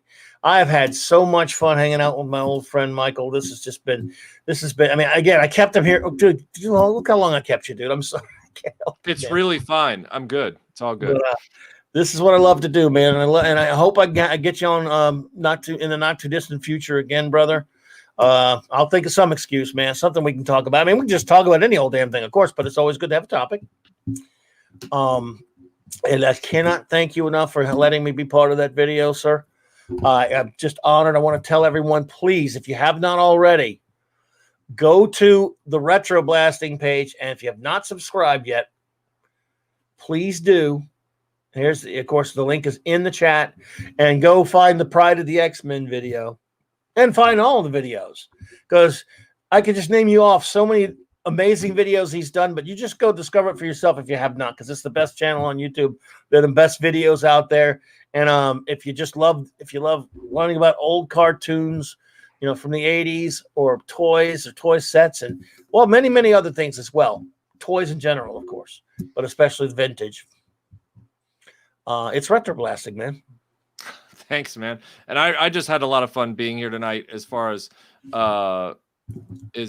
hanging out with everybody. I've gotten to know people over the last few weeks, like your Muslim uncle, and also hanging out with good friends like Scuba and Tim Hayes. And so it's just nice for all of us to, get together and just have talks like this. But I just always enjoy talking with you, man, because you and I go way back as proportionally in my life. And so we have a lot in common. We have a lot more. And that's what I hope that we all get to, an understanding that we all have a lot more in common than we have different. And you and I are definitely poster children for that. Like, we have so much in common. You're just one of my best friends. And so I'm just glad to still be, doing these shows with you. Well, back at you, buddy. You make it so much fun, man.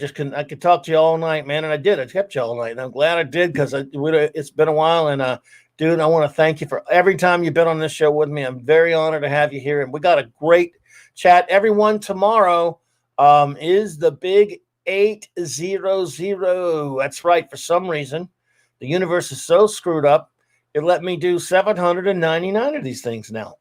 So we got 800 coming tomorrow. It'll be 1 p.m. Central Standard Time. Usually we do that. We reserve that show for the Global Geek Gang, but we're going to do this. Just have a big special where we talk about, when we just geek out. We just geek out about being 800. I don't know what we'll do, but we'll have something. And anybody, I'm going to invite anyone who wants to come stop in, even if you can't stay long. If you just want to stop in and say hi, I'm going to open it up to people coming in and visiting and saying hello to us and stuff. It's just going to be a big party, a big YouTube party, my friends. And I really appreciate you all. Dude, let's do it again soon. Thank you all. Tim Hayes, Mark D with us, Eric, the great Eric K, Chris Persia was here earlier.